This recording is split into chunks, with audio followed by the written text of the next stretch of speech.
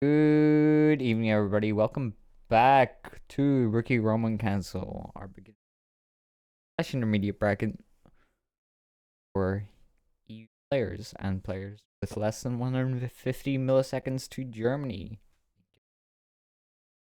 Joining me on commentary today is Dizzy and Yucker. How are we doing today? Howdy. I'm good. I'm in that post-holiday hangover space, so I'm here, you know. I'm vibing. I haven't done Xrd commentary in like a week and a half, so I think I've forgotten everything. Completely rusty.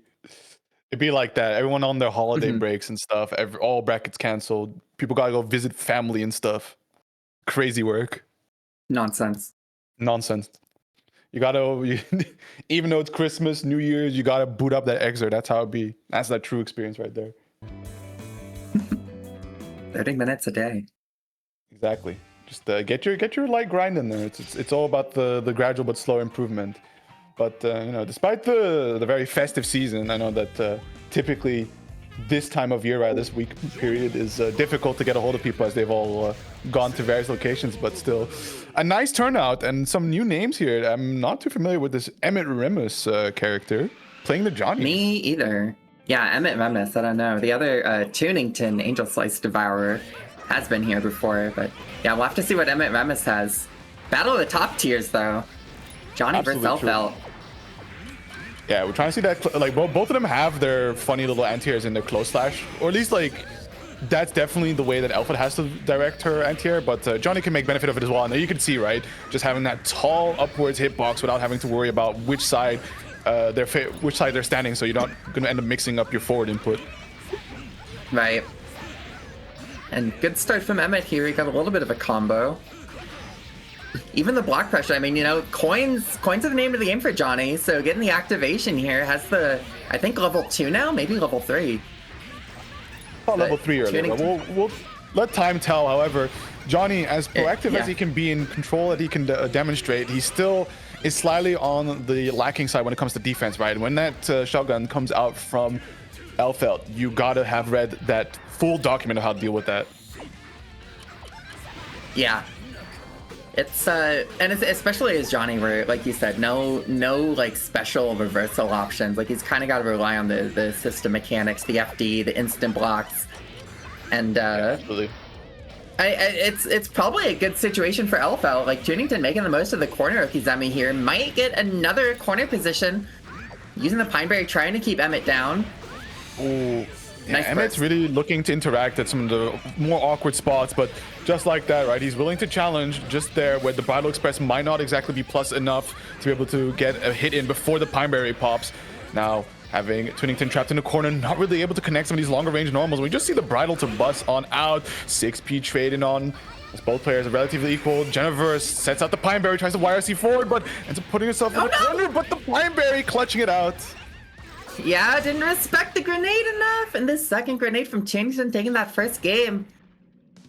That was, you know, Emmett had a lot of meter to work with, and Tunington spent her meter first with the Genoverse and stuff, but unfortunately Emmett just didn't get anything started with the offense, and Tunington kept swinging. Yeah, that's really unfortunate to see, because like, even when he did get a bit started, it just lacked in dealing with the push block nature. Now getting a little too close for comfort, gets thrown into the corner, trying to challenge once again, but there's the stagger counter hit, still keeping the pressure in favor of Tunington. There's the overhead, doesn't quite get the conversion for the Pineberry, but still, Emmett stuck in the corner is a great situation to have. Yeah. Emmett had a good use of FD, but unfortunately not a lot of meter at this point. Had to give up the burst on that close slash. Yeah, Tunington, I mean, even when the close slash goes the wrong way, it's damage is adding up on Emmett right now. Level 2 for Johnny. We'll have to see if Emmett can get anything started with it. But Tunington's doing a good job of the corner position right now. We're seeing Emmett do a lot of 5Ps on reaction to just Tunington take to the skies, so I'm assuming that potentially he's looking out for instant air dashes and such, but gets caught out by the Bridal Express, like, delay dive kick quite a bit. Ooh. Yeah, 6H.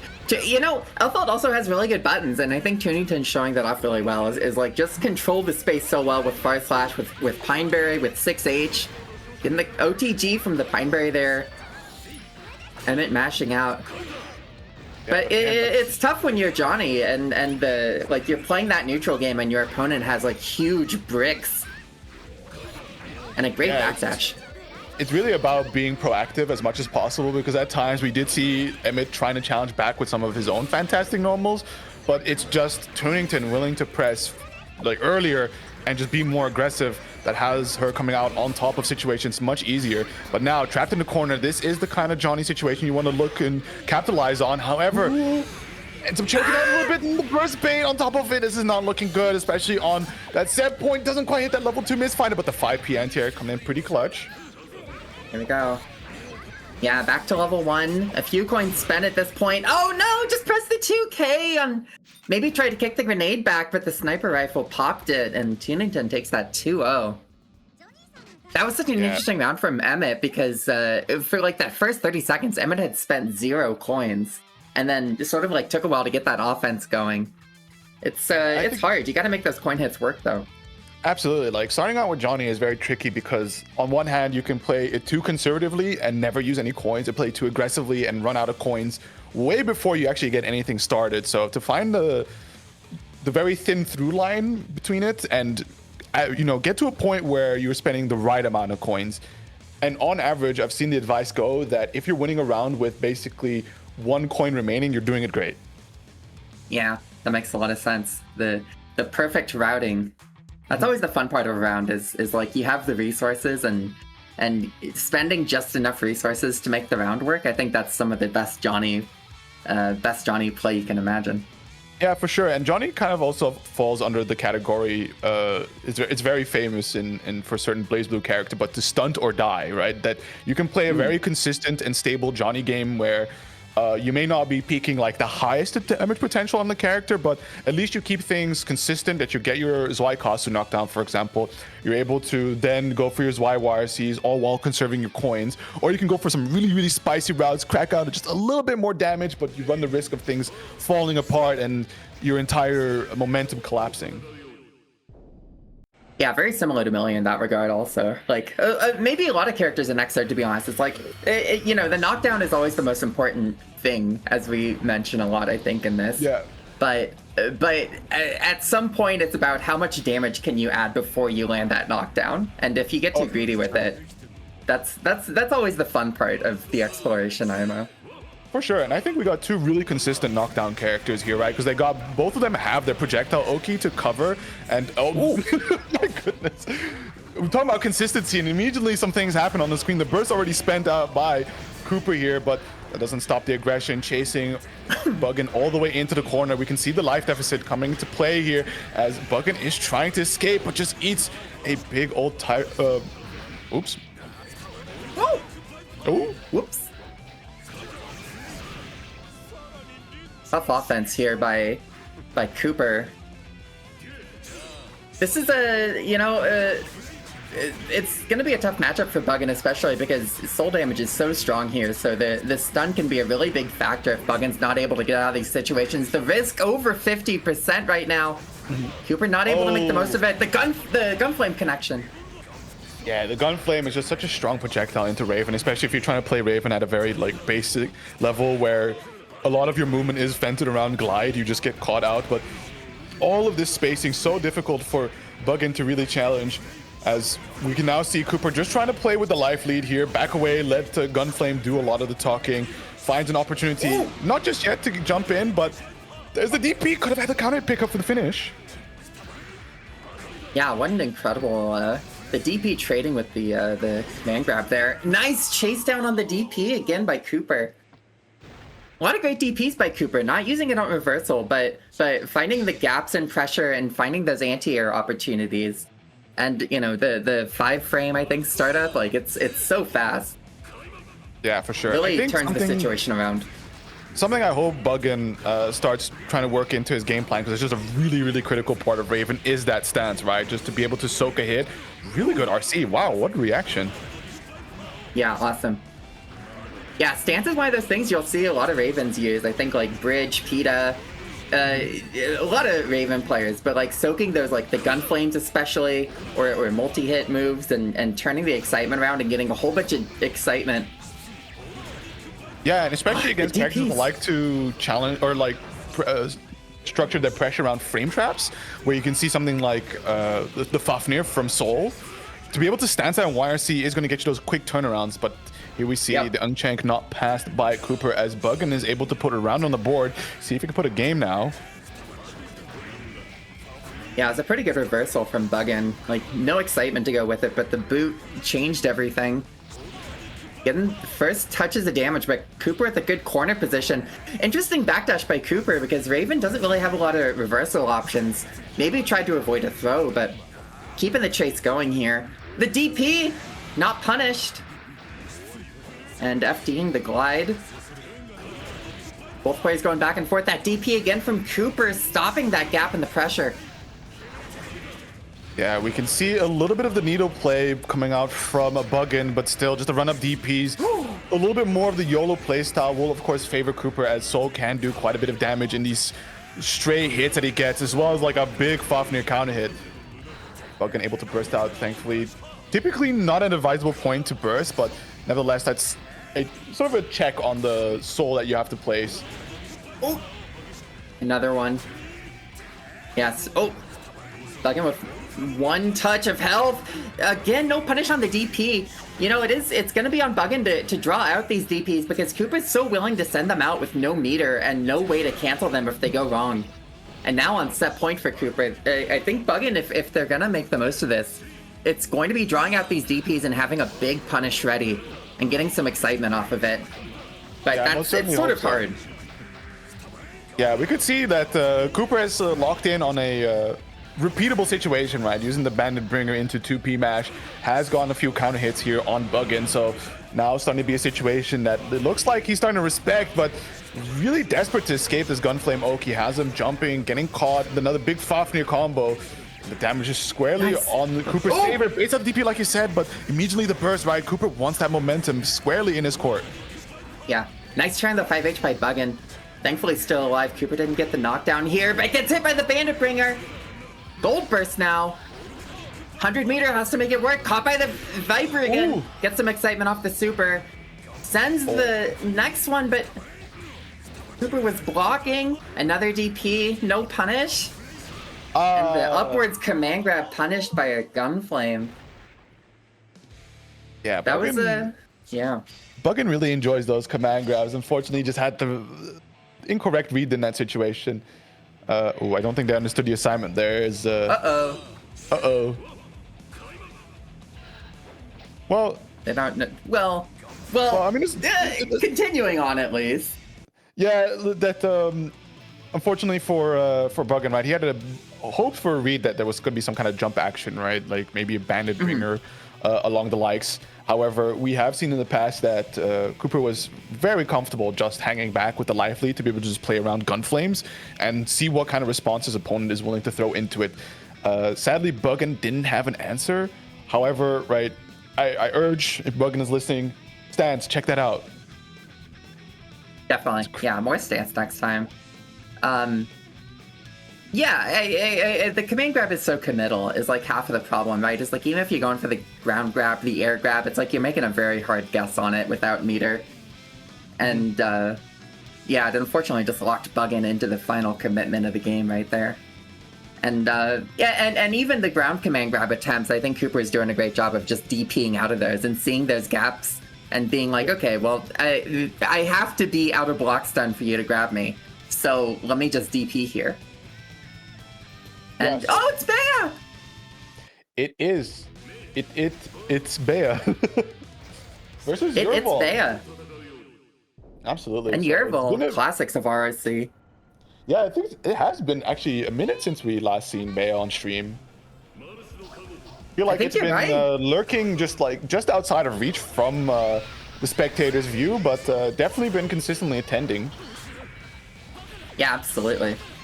Yeah, Bea, I would say one of those players always on the grind. Thankfully able to make it this Saturday. And maybe not a lot of Mei practice, just because I'm thinking of like who besides Yervil would have a Mei. Maybe Zri, but But so far, Yerbil doing a good job with the corner pressure here. Bear respecting a lot of the Dolphin pressure. A little bit too much of it gets opened up at the overhead kiss, but Yerbil can't combo. I feel like in regard to like dealing with Mei, it's such like a fundamental Xrd like skills you have to tap into to really deny this character, as well as just having all around good reads and understanding of pressure situations to capitalize on when you should press and when you shouldn't. But we see an excellent air throw there from Bayer, completely reversing the situation, putting Yerbil into the corner, but is able to escape with a quick jump out. Yeah. A lot of this air movement by Mei, I feel like could get checked by a Kai 6P. Even some of the horizontal Dolphins can if you're ready, but 3K YRC by Yerbil trying to keep the offense going. Another great air throw by Bea, getting the combo here into the knockdown. Heavy grinder setup. Yerbil doesn't choose to use the burst. Good round by Bea. That took a very long time, but Bea was holding on from the back foot and just turned it around with a couple of good air throws. I mean, you can just see how strong the Kai situation is when he finally gets that knockdown, sets up the grinder seals. It's just exactly what Bea would be looking forward to, just being able to leverage those 50-50 high lows. And what an air throw! Fantastic stuff by Bea. Bea with the spirit of strawberry eclair in its body. Another good knockdown here. Sacred Edge combo going up. Can't quite get the knockdown because of the lightweight. Yerbil with a chance once again here, but Bea still has burst to work with. Chooses the Vapor Thrust first, which I like, honestly. Had the health to give up the resource. Still has burst to work with. 50 meter here. Respecting a little bit more. The Blitz. Quick stun edge, just back to full space. Yeah, just trying to play the projectile war, but careful to not give up too much space. But the YRC, the time stone to slow down Yerbil and able to smite him down with that 2H. That's gonna be the first game going towards Bea. I'm popping off for Bea right now. I gotta be honest. That was such a clean round. The stun edge YRC 2H. Just you know, control the horizontal space, cancel the action, go up. And that's the thing people hate about Xrd, but that's the thing you gotta embrace about Xrd. That's what you signed up for. That is what you signed up for. If you're not down for that, just yo, come to Blaze Blue. We're always accepting. Come, pull up. We don't got YRC. It's cool. Oh, big 2HS. Look at that damage. Nice, yeah. Plus frames, being able to capitalize, getting a far slash hit connection, counter hit against the Dolphin, and unfortunately, Yerbil a bit too hasty with the air movement, ends up putting himself into the corner. It's now the time for Bea. Try to capitalize the most of it. Does end up bursting, but not too great with the anti-air. However, the RTL, get off of me. Yeah, worked out. Yerbil with 50 meter here. 3K, no meter behind it.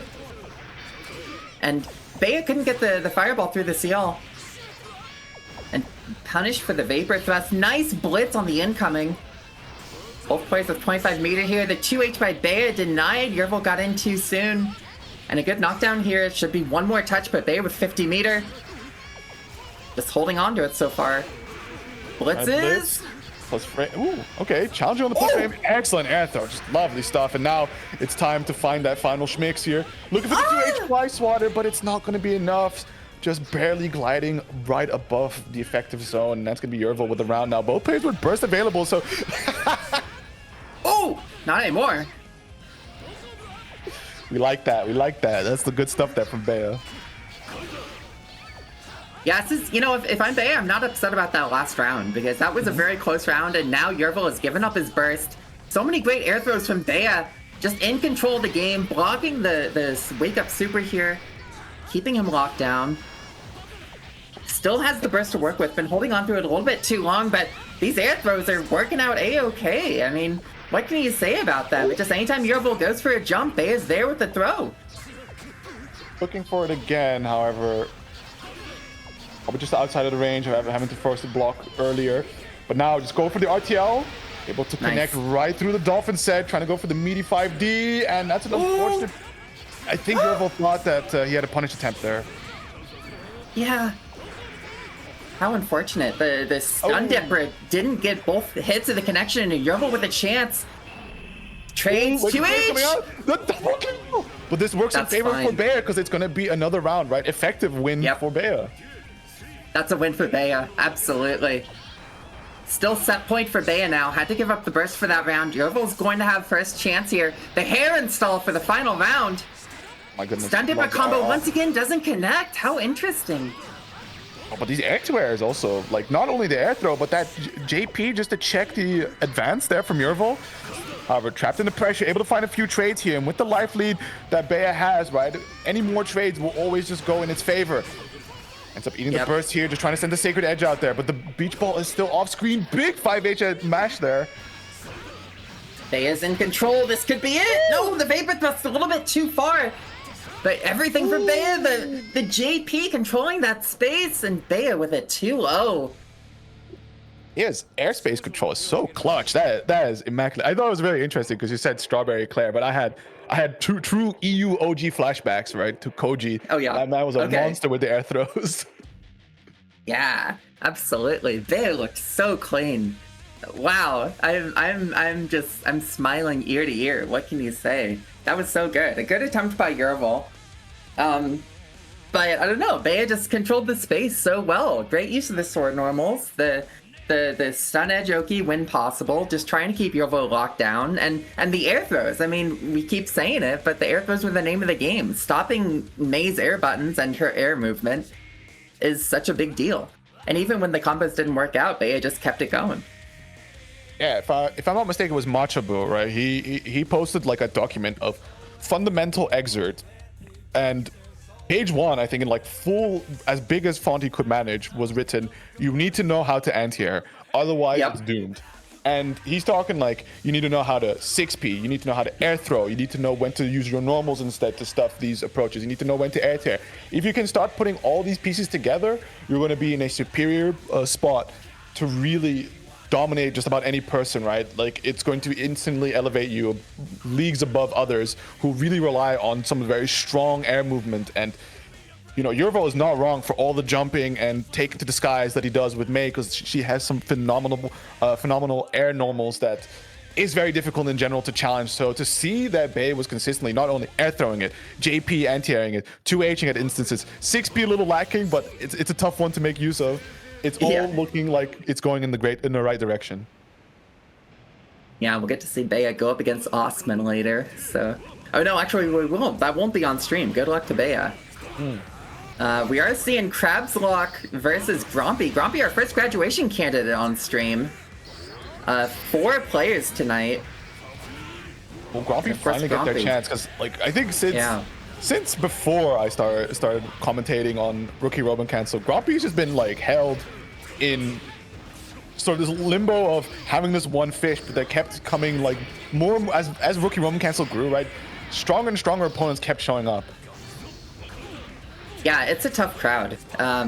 You know, and Grompy is definitely like no slouch. I think it's something that we, you know, the 4th place, the 5th place Ferdinand, whichever one it was. Whoa. Wow, what a parry on the DP! You know, Grompy wins these is the thing. Yeah, unfazed by the parry, keeping it going. First round to Grompy. Yeah, it's tough. I mean, you know, only one person can win a bracket every time, so even winning once is a huge accomplishment, but you know, 2 wins is the goal there for a reason. Like, Lex has called it the Crucible for reasons. Sure. And it's not like Grompy has been improving, right, bit by bit. If anything, all these people that keep showing up, keep denying them the final graduation, has only pushed them to just get better and better at the game, and it's been slowly but surely showing. Yeah. Wow, what a great burst. Hit the flesh chains on Crabslock. Getting hit by the Sparrowhawk now. Crabslock pretty close to taking the life lead. The low catching the ground Viper, and now Foley with the life lead. Still has burst to work with. Grompy with 75 meter, but may not get the chance to use it. Has to use a lot of it for FD right now. Stops FDing. The Venson takes it with the chip. Final round, game 1. Oh, start parry. Oh, but too late on the combo. Still though, just throwing out a lot of normals here, not really anything connecting, but still able to just keep a bit of that space, make sure that Grompy can't get too close, and just slowly but surely building a life lead. However, needs to find a little bit more damage from the combos, and you can see immediately that Grompy with one nice confirm is able to quickly equalize the health deficit. Yeah. The Shark Strike by Crabslock, an interesting use, not typically the reversal super to my knowledge, but has brought Crabslock back to the mid-screen potential. Gunflame, and nice pickup by Grompy with the 5k there. going for the other super this time, but didn't get the combo because of the, well, you know, it was OTG, so didn't get as much damage as he wanted. Yeah, ooh, With a strong position. Yeah, this is a tough one though. I mean, you know, when your opponent's got a DP, just goes for 2H. Sometimes you just gotta send it. You gotta believe, and Crabslock able to secure that first game in a very tight situation. So this could still be anyone's game, right? Just some slight adjustments from Grumpy's side, and we could see them taking a game, or you know, further adjustments from Crabslock, and that's his game. Yeah, you know, because that first round was very fast for Grumpy in that first game. And I think the trouble is that, like, when Axel gets to set the pace and get a slow tempo going, you gotta just respect the game, and it's all about just getting that knockdown and making the most damage when you can get in his face. Right now, Grumpy with the wild throw, hopefully gonna get a good chunk of damage with this dust loop. And, you know, at this point, the question is about Ben 10, because Crabslock, there it is. You know, don't even worry about 50 meter. Grumpy hasn't really shown that they want to punish it yet. Mm-hmm. So, Crabslock using it to get out for a little bit, but back to the other corner now. Right. You see here, Grumpy now getting that knockdown. An attempt was made by Crabslock to try something there, but unfortunately just ended up eating that jump slash. And Grumpy now on the way to tie up the scoreboard here, but Crabslock still has that burst available, so one do-over, whereas Grumpy is a bit ways away from their own. I like Grumpy going for the combo this time. Crabslock bursting out on the 6H. And yeah, Sparrowhawk's a counter hits. Keep the pressure going. Nice 2K. One of Axel's faster buttons. Stealing the corner here. Can't quite get the combo going, but Grumpy's stuck in the corner. Has to find the way out. Actually, just gets it with the YRC in the air throw. Nice work.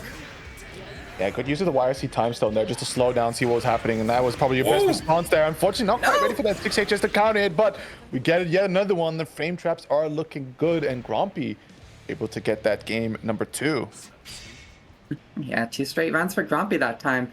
Crabslock able to get that first game in a 2-1 fashion, but once Grumpy gets the offense going, you know, that's kind of always the tough part, is like the, you know, that's why people say Axel's a bit on the lower side. It's like he plays a pretty good Street Fighter game, but everyone else is playing Guilty Gear.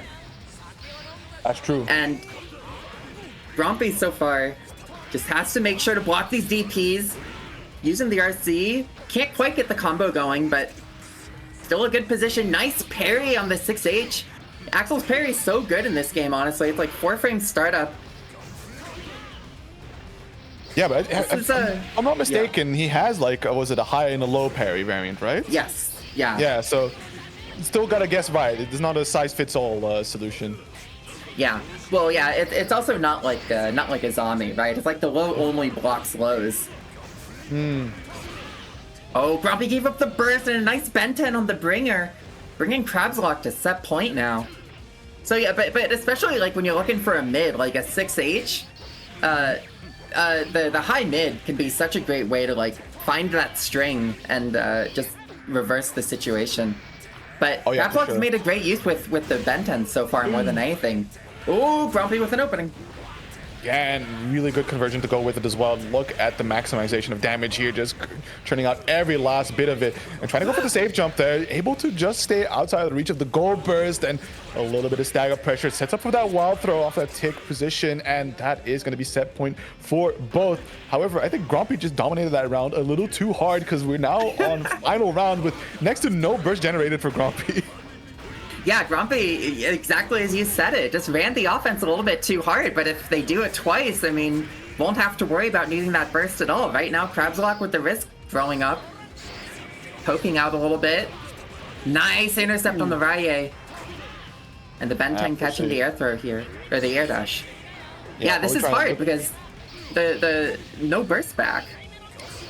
Yeah, exactly. Although there's still a bit of health for Grumpy to go through, so I think we might be able to see the burst coming back. However, Crabslock for sure is going to be getting his back online. However, the OTG hit there, going to let Crabslock suffer or escape most of the suffering here. And we see the Sparrowhawk stance now creating a little bit of space, but the Revolver, however, gets punished with the throw. A couple of stray hits here, and there's a little reset into the bomber, and Crabslock clutches it out 2-1.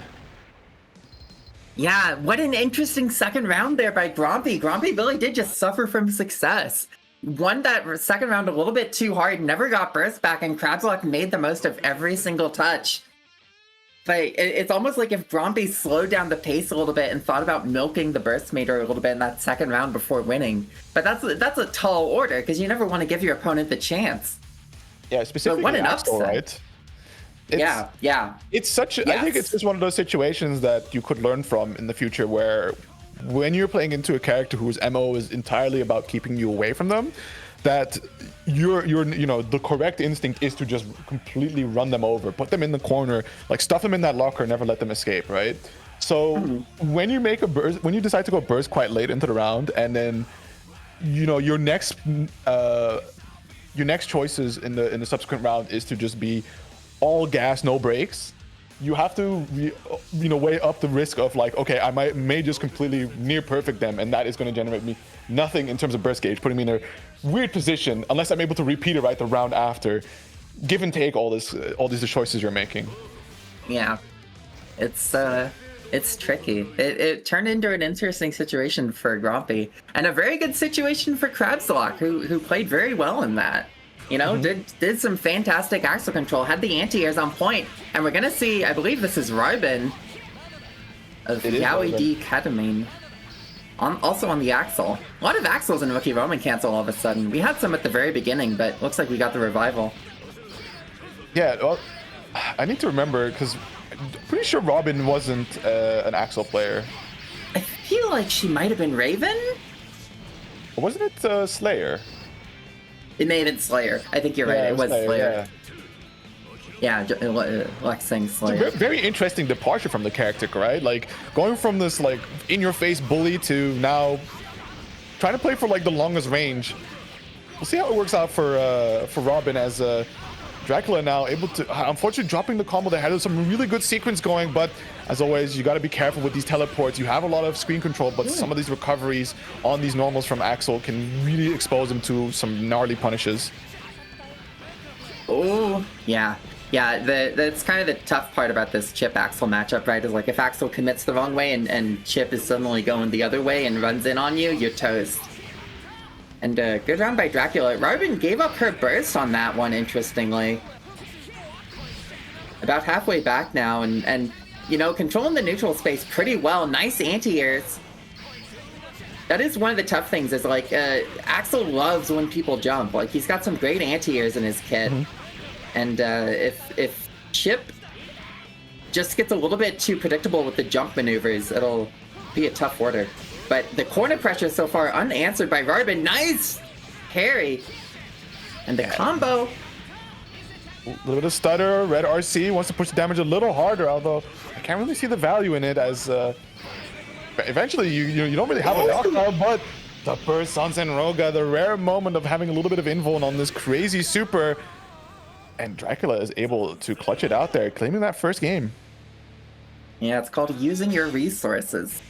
Just need that one hit, and he got it. Someone just got a ball out. Not a bad set by Rybin, though. No, absolutely not. But, unfortunately, just gonna have to see if she can lock down a little bit more of this Mr. Chip Zanoff. Chinese Dracula with a good touch here. Ooh, what Benton gamma there. punished. Yeah. Backdash caught by the 6H. Snipe from the sky. It wasn't quite ready for the conversion there, and just like that, we see Dracula staying right on top. The Gamma Blade once again able to play a little bit of that longer range. However, not able to find the knockdown. Gives Robin a bit of that space now to start throwing out those sickle normals, but you still have to be careful with these teleports. Oh, wow. Bursting on the Gamma Blade. Dracula went for a teleport there. I thought that might have been a Guts Crush combo. Maybe he was trying to bait the burst and it didn't work out, but still winning the burst out, and now on set point. Rybin's gonna have to find her chances. But Dracula doing such a good job of just maneuvering around her. There's a good anti-air, but can't quite get a lot of damage off of it. Tech out by Dracula. Caught by down chain. Ooh, there we go. A little command grab action, a little bit of damage to go with it. Gonna try to it again with the Beta Blade, unpunished here. Trying to find that final hit, but the run-up close slash just working out. However, doesn't meet the conversion. Still though, these chip buttons are a bit too fast. So just able to whiff plenty of them and get still be fast enough to get a counter hit on a punish attempt. Ooh! Nice escape on the leaf grab there. Arbin taking that round with 100 meter. Didn't have to worry about it. Just all Axel buttons. Ben 10 stopping the drop kick here. Dracula still has burst to work with, but the tough thing about Axel is the distance game. It's like if you're gonna have to burst early if you want to make the most of it, because as soon as he starts kicking you out, it can be a little bit harder. Ooh. But so far, Dracula not needing to worry about it at all, just keeping the offense going. A little bit of stutter on the air dash, but a good anti-air by Robin. Ooh, teleport warrior C. Oh, and the overhead, yeah, it's a good burst on that one. Blocks the Alpha Blade there, and now RC wants to push damage a little further, trying to break the burst out. Gets air to air here, needs to make sure to not overcommit into an option that Dracula may be able to teleport on. I think that was a better attempt that just got kicked out. Yeah, I'm not too sure. I feel like it was 5D, I think. Because it looked like the jump rope startup. There's definitely a bright color flash, so it could very well actually be 5D there. That was unfortunate because like I think Chip is indeed sort of one of the natural predators of Axel, because you think you have the sort of like the normal way to think about it is like, okay, we have this longer range normal character that is all about keeping the close range character just at an arm's or longer than arm's length. But of course, once Chip gets right on top of Axel, it's kind of all doom and gloom. But that doesn't entirely apply because of this case that he has teleport. He just goes like, oh, you pressed a really long recovery move? Well, let me just teleport behind you, no problem. Yeah, it's tricky. The maneuverability it's 100% nothing personnel. It's so hard to like do a 2H and then suddenly go the other way. Well, here we go. Back, more Axel action. Crabslock back on stream after beating Brompy, playing against Velvet Wolf, who is not one of our graduation candidates. I feel like Velvet Wolf should have won a fish by now. We've seen so many great performances by Velvet Wolf, but not quite able to close it out yet. It's a testament of the quality of players we got here, right? Oh wow, yeah. that is one unfortunate situation there. Wake up Azami into just whiffing the Sparrowhawk stance. Does get the command grab off of the second Azami attempt, and there's the counter hit, big Hellfire damage. Yeah, tight spot for Velvet Wolf here. Has to always be thinking about Ben 10. Nice Azami on the Abare by Crabslock, stealing that round out. That's some bike in action. And another one here, getting the Totomy pickup. A little bit of a good combo. Yeah, still able to set up the OK afterwards, so can't really complain all too much. It makes it a very difficult spot here for Crab to find an opportunity to get a punish, and there it is. Finds a frame trap, big counter hit. However, a little, I think, error on the instant jump JD attempt. Yeah, looks like didn't get the jump for that dust loop. Burst out once again from Crabslock. Sparrowhawk afterwards. You know, I find that Axel players love to do burst into Sparrowhawk because people are always thinking about getting in.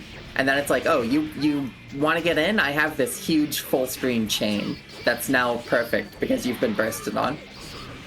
Yeah, for sure. I mean, if you have just a way to instantly control the full screen and force them to just play a little mini game for a bit, then why not, right? And especially you can just hold the Sparrowhawk stance to generate that unblockable.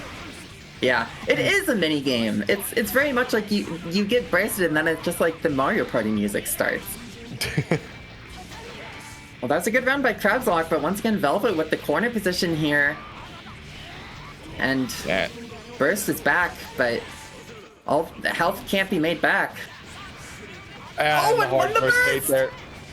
No, unfortunate little drop pitch there, and tries to go for the TKO Johnson, and instantly just rips half of Velvet Wolf's HP away with that Hellfire damage. I'm able to just avoid, but full stick of butter keeps Velvet Wolf safe with the PRC, able to just shoot out that stanky leg there in that first game. Wow, only the first game too.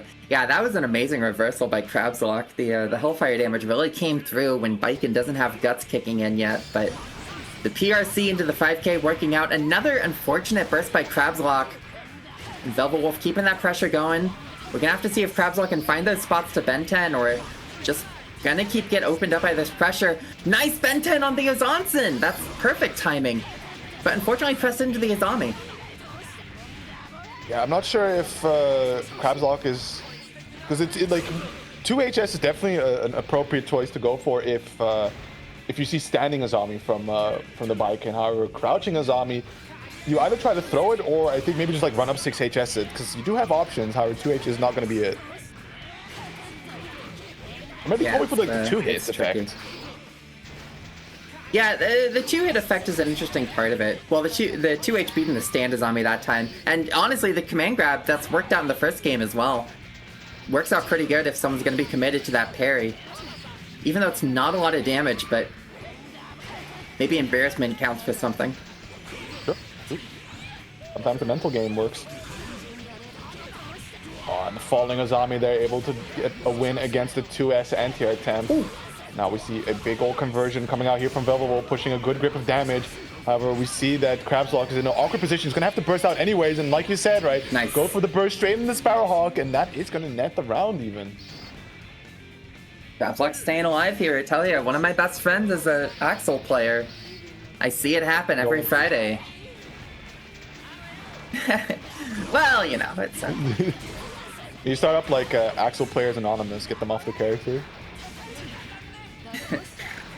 You know, you never know what an Axel player is going to move to, though. They could start playing Zada or something, or, I don't know, Potemkin. Oh, yeah, never mind. Work harder.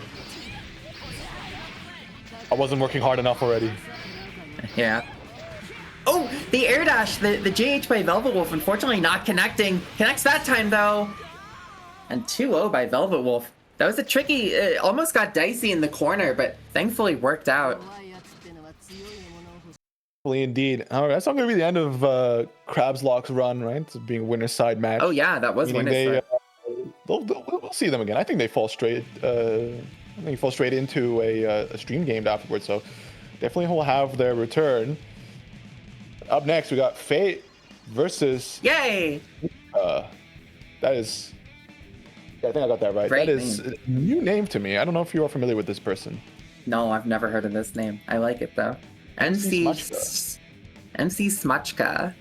Faye got a job since last time. Yay! And of course, Faye, another graduation candidate, did win that fish a couple of months ago. Holy job pill. Employment buff? It depends on who you ask, right? It's like either a buff or debuff, because suddenly 8 hours of your day just vanishes. Yeah. It's, you know, but the gains are undeniable. We love making money. That's true, it's true. And then it also gives you... funny up? We like that. And it keeps you from playing too much Xrd. I think this is a nice game that works for, like, focused development and, like, incremental gains. And you kind of just make it up week by week, you know? Yeah. You can't just grind it like a ghoul all the time, because like at some point this game will get you. Yeah, it's not an MMO. You can't just get to level 90. You gotta, like, chew this stuff. Yeah, okay, but we are ripping out the answer here, and yeah, we can see that there's some unfamiliarity here, because I generally don't think we've had an answer. Like even in EU, I can only think of a handful of answers. One of them aptly named Answer, but you know he doesn't play all too much, and the captain has been developing this character as a response to a certain Raven player. So to see a new dedicated Answer, that's awesome. Yeah, this is awesome. Great run by MC Smutchka so far. But Faye, once again, getting the shotgun pressure here.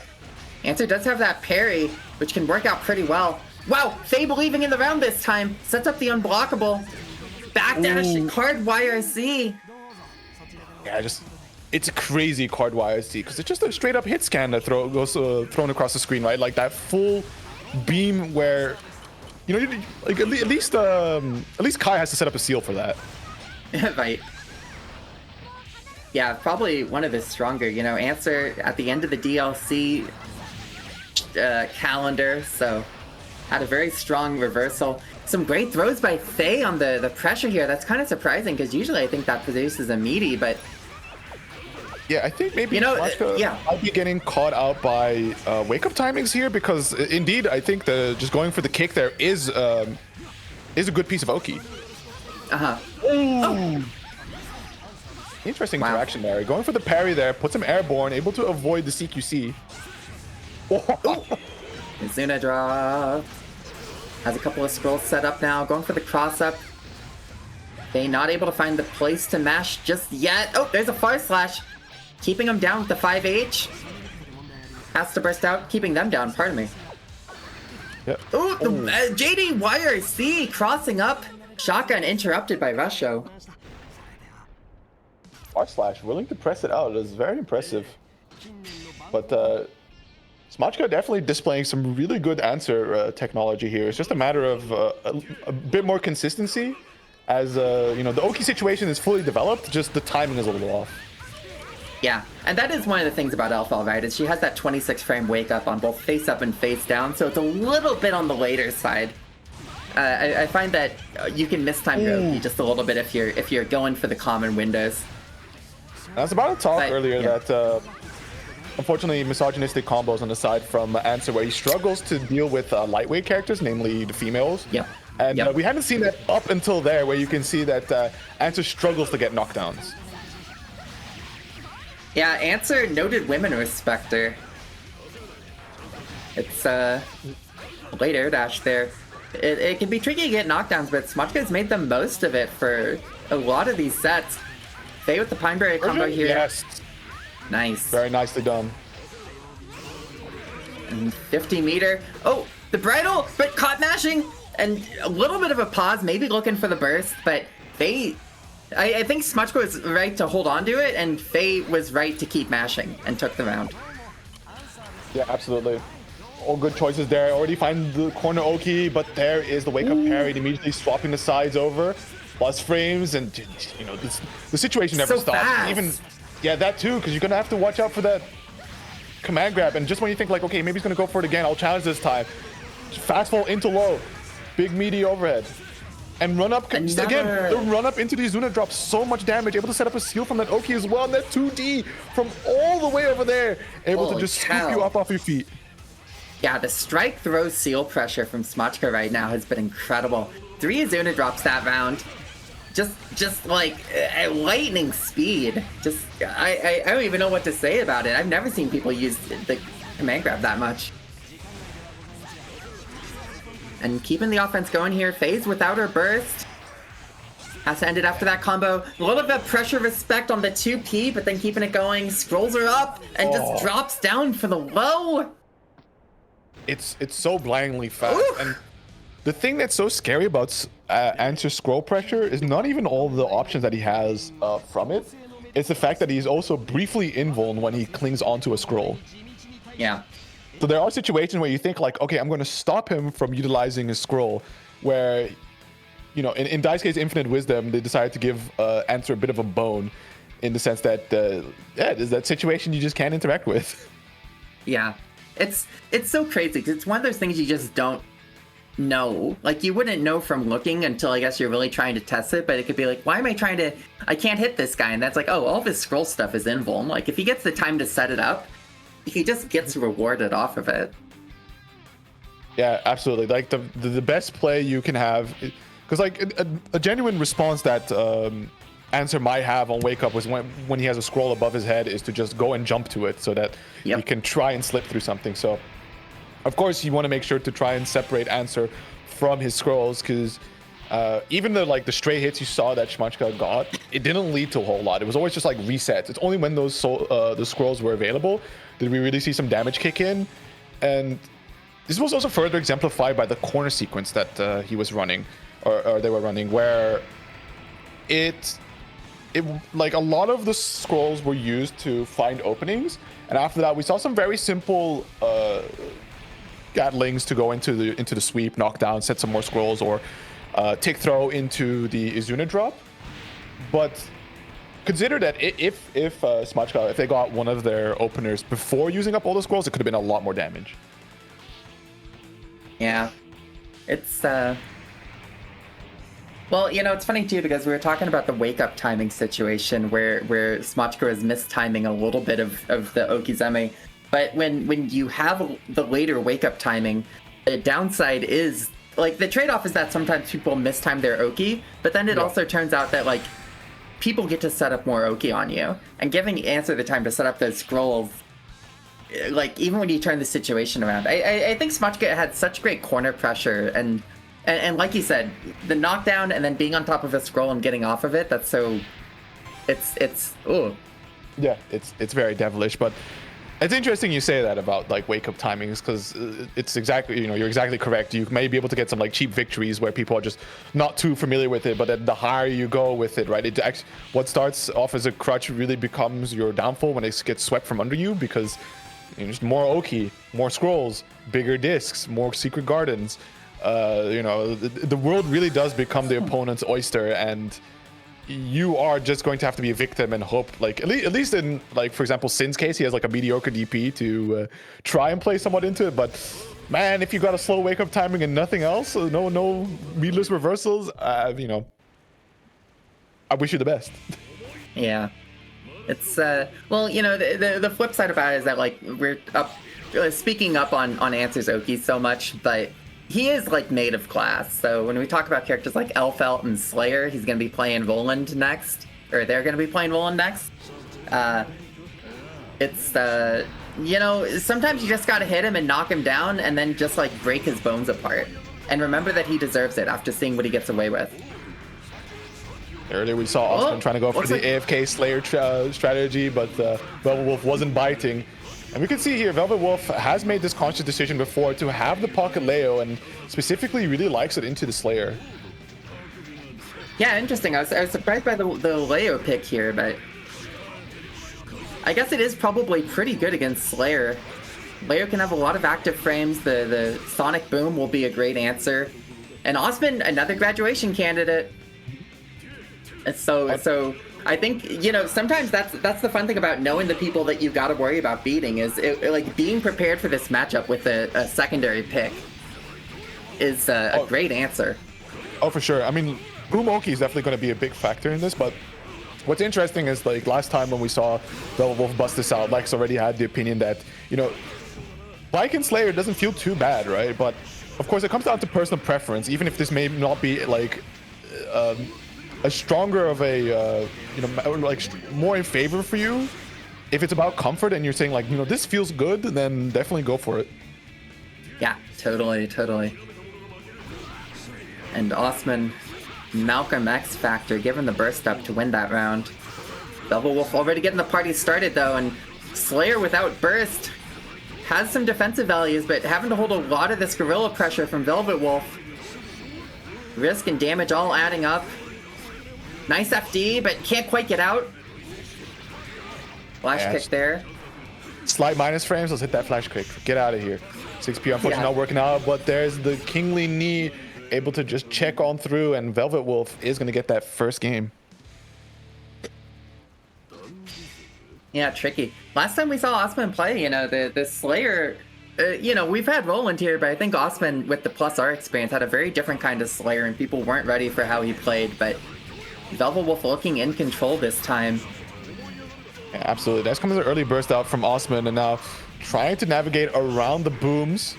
It's late, starts to have those 50-50s, but you have to be careful, of course, with a little bit of timing. We can see the flash kicks come out from Velvet Wolf. However, burst bait from Osman is going to keep the momentum running, plus frames. Gotta respect that for the time being. Tries to jump away.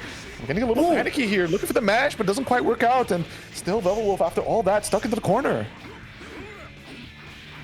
Yeah, Velvet Wolf couldn't quite get as many of those situations as he wanted to, but getting the good combo here now, has the corner position, using the YRC, dead angle from Osman, charge blitz, unpunished, into the corner position now, and Velvet Wolf, you know, holding this crouching position, has to be thinking about flash kick, any kind of dandy step, there it is, reacting, but Osman a little bit too far and punishing it with the super. Round on the board. Talk about commentary curse, more like commentary mind control there. Is Osman now with a chance to equalize the set here. Unfortunately, Lex gone taking a quick nap there, so scoreboard not too representative of what's going on here, but Osman's pressure is looking quite phenomenal here. Quick flash kick to just get a little bit of space, but man, Osman gets right back on top of things. Says, you are not free of me yet. Yeah. Devil Wolf not able to get the knockdown right there. Also not able to punish the 2D. Osman with the whiffed burst. And Velvet Wolf just getting the next string. A little bit of cross-ups, dead angle out, corner position for Osman now. And Velvet Wolf 50-meter burst. There's the burst, but Osman, not a great burst point. Still has flash kick to think about. There it is, but too far, and Osman ties it up 1-1.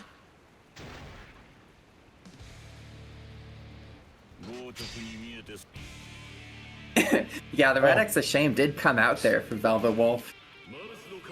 It's it's an interesting mechanic. It's like one way you can look like a bit at frustration. It's like, why is this the one situation I can't PRC? But that doesn't make for good laughs as a spectator, just to see the Red X of Shame being like, oh, they tried. Well, and I think it is also something that like Baiken doesn't worry about, right? Like I believe Baiken does get to PRC her Azami follow-ups. Rules for thee, but not for me. Yeah. So Velvet Wolf, unfortunately, having to respect the different character experience. Once again in the corner here. 6H pressure. Oh no! Opened up! But a bit of a small combo. I wonder if Osman was looking for burst. Whoa!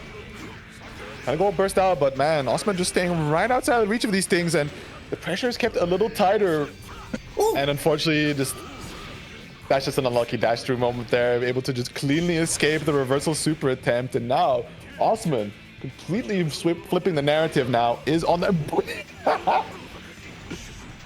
Yeah. What happened to Lucid Button Masher, man? I need his like I need his clips back of him just doing Slayer 6B. Here we go. The Wolf trying to keep the offense going. Should have a good knockdown here. Going low. And a stun on Slayer? What happened? Okay, final. But you know, we saw this with Grumpy. Velvet Wolf didn't get a lot of burst back, at least at 50%, so it's not quite the Grumpy situation, but Osman is going to get their burst back first. Nice block A of bit the of a cross-up. tankier character as well, so can definitely take a few hits. Should be able to generate that burst back, but right now we see that Osman's going to spend his own to try to get the corner pressure. Interesting maneuvers there from Velvet Wolf. Is going to end up on top, and we see the boom just covering a lot of space, trying to transition into the back turn stance, but still a little bit of breathing room left open. Osman immediately takes it, but man, they're just constantly trading this one spot in the corner, and Velvet Wolf now has a significant life lead to try and close things out with. Yeah, Velvet Wolf made the most of this corner for sure. Keeping it simple with the 5P there at the end. Couple of good stray hits. That was a great set. You know, Osman, when the Osman rounds were hitting, they were hitting, but Velvet Wolf just had a great control of the situation. Like, I think Osman had more, like, runaway rounds. But Velvet Wolf would have these rounds where it was, like, 80% and then just slicing away the last of it. Yeah, for sure. I mean, that's typical Slayer, just having runaway games where you're just in a really tough spot where you're just not making the correct decisions and you just eat big counter hits into just massive conversion, a lot of damage for the Slayer character. And all the while, right, you have to play tight, consistent, compact, making sure that you're appropriately pressing when you can, right, setting up these situations for you to press so that you can escape and not get run over by either just Slayer cranking up the risk or just getting Bloodsucking Universe out to force a counter hit on the next touch he gets. Yeah, well, that put Velvet Wolf in winners finals. And we might have to see if he sticks with the Leo pick, because he will be playing the winner of this, Roland Returns versus MC Smoshka. And Roland, also a graduation candidate. Mm-hmm. So, you know, a lot of Slayer action in store tonight. Yeah, so we'll see how Roland handles the mysterious answer that just appeared out of nowhere. And so far, it seems to be doing pretty okay. However, I'm not too sure about the unblockable, which gives the opening to Shmachka there to, oh my god, the Blitz battle as well, just being one out. Yeah. Representing Blitz against Answer, pretty good decision early on. A lot of his like mids, highs, you know, the cross-up stuff, you can deny all that with the Blitz. But Smoshka with the Blitz back and using the super right now. Unfortunately, Answer's super is not that great. Roland with a very heroic burst pays for it. I don't know what they were Smoshka thinking with really- the supers because they're just awful, really. But Yeah. they're cool looking. They're cool looking. Yeah, they're She's cool IK. looking. The snake's got a tie. It's so cool. Oh, Nice really? interrupt. Yeah, it's we'll have to see it someday. That's dope. Oh my god, immediately just... You didn't think he saw enough as Uno drops, but man, can Smashka set those up, and what a fake out there. Able to get that quick low there to call out the blitz. Nice bite. The biter. That is the biter. Using the RC here, getting the scroll launch, gonna have a little bit more. Slayer defense is coming in handy there, but immediately the next knockdown. First game to Smashka. Smashka is really on point with this because I beat the It's Late. So Yes. yeah, and opened up an opportunity to just mash out something that Roland wasn't quite prepared for. Typically, you know, it's one of those things, just throwing out It's Late. You're normally kind of accustomed to it just being like my turn, but you just gotta watch if your opponent did in fact IB it. Yeah, being able to IB the Slayer strength and have your openings in the pressure, you know, Slayer has a lot of links and finding those, opening those gaps and then making a space for yourself is so important. But Roland with a good round here. Smashka trying to turn it around. Pile bunker blocked, not a knockdown. So a bit of a humble punish, but getting the scroll party started. Bite whiffs, but tech buttons, not quite enough. There it is, crosswise. Roland gets around on the board. Looking a bit scary there as Smashka was making that comeback, but just the mistakes early on coming to bite, right? Just not giving too much room to be able to make errors with the life deficit that they were at. Very smartly held the burst though, at least. You know, we saw Roland give up that burst that first game, but oh my god, just looking again like another answer round. Cling on the scroll, release into just a run low, calling out the blitz is really good stuff there. However, chance now for Roland to make a dent here. Keep him trapped to the corner. Does find the parry. Clings onto the scroll. And there's the far slash, pushing the damage. And I think this one is going to be one that Roland just lets go, hanging on to that burst as we see Smashka now on set point.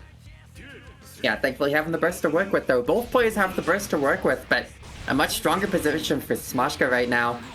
Getting that opening hit into more stroll combos. Roland's got to think about where to use this burst. Tried the gold burst, didn't connect. Oh, and goodness. a little bit of active frames from Answer. It looked like the 2S, I think. Yeah, not only the active frames, right, but just the reach on some of these normals to be able to call out that entire space that Dandy Step wants to operate in. And look at him push the damage. Red RC doesn't quite get that last normal to connect, but at that point, right, I think Roland saw the writing on the wall. It says, you know what, this Answer is crazy. Yeah, that was a tricky situation. It looks like Roland just let it go, and Smashka gets for the cross-up low. 2-0. Roland's gonna move down to loser's side. And our winners finals is 2 non-graduation candidates. I thought we might have our last graduate of the year, and of course nobody's counted out yet. But our winners finals is 2 non-graduation candidates. So we could have a new fish holder tonight. That's true. This is that infinite junk line greed here, just to keep Rookie Roman Cancel running in perpetuity, right? Instead of worrying about finding new players, just make sure that you find the occasional 1 or 2 demons to deny people from graduating so you can keep the content running. It's all about having 1 fish. We're never going to give 2 fish. No. You know, I've said it before, it's like the Guilty Gear fishing minigame, where if you get enough fish holders in the bracket, eventually one of them is going to graduate. You know, it's like if you collect 10 fish, you get a graduate. And if we get extra fish, we'll just have another graduate for next year. Exactly. We need to ethical fishing and all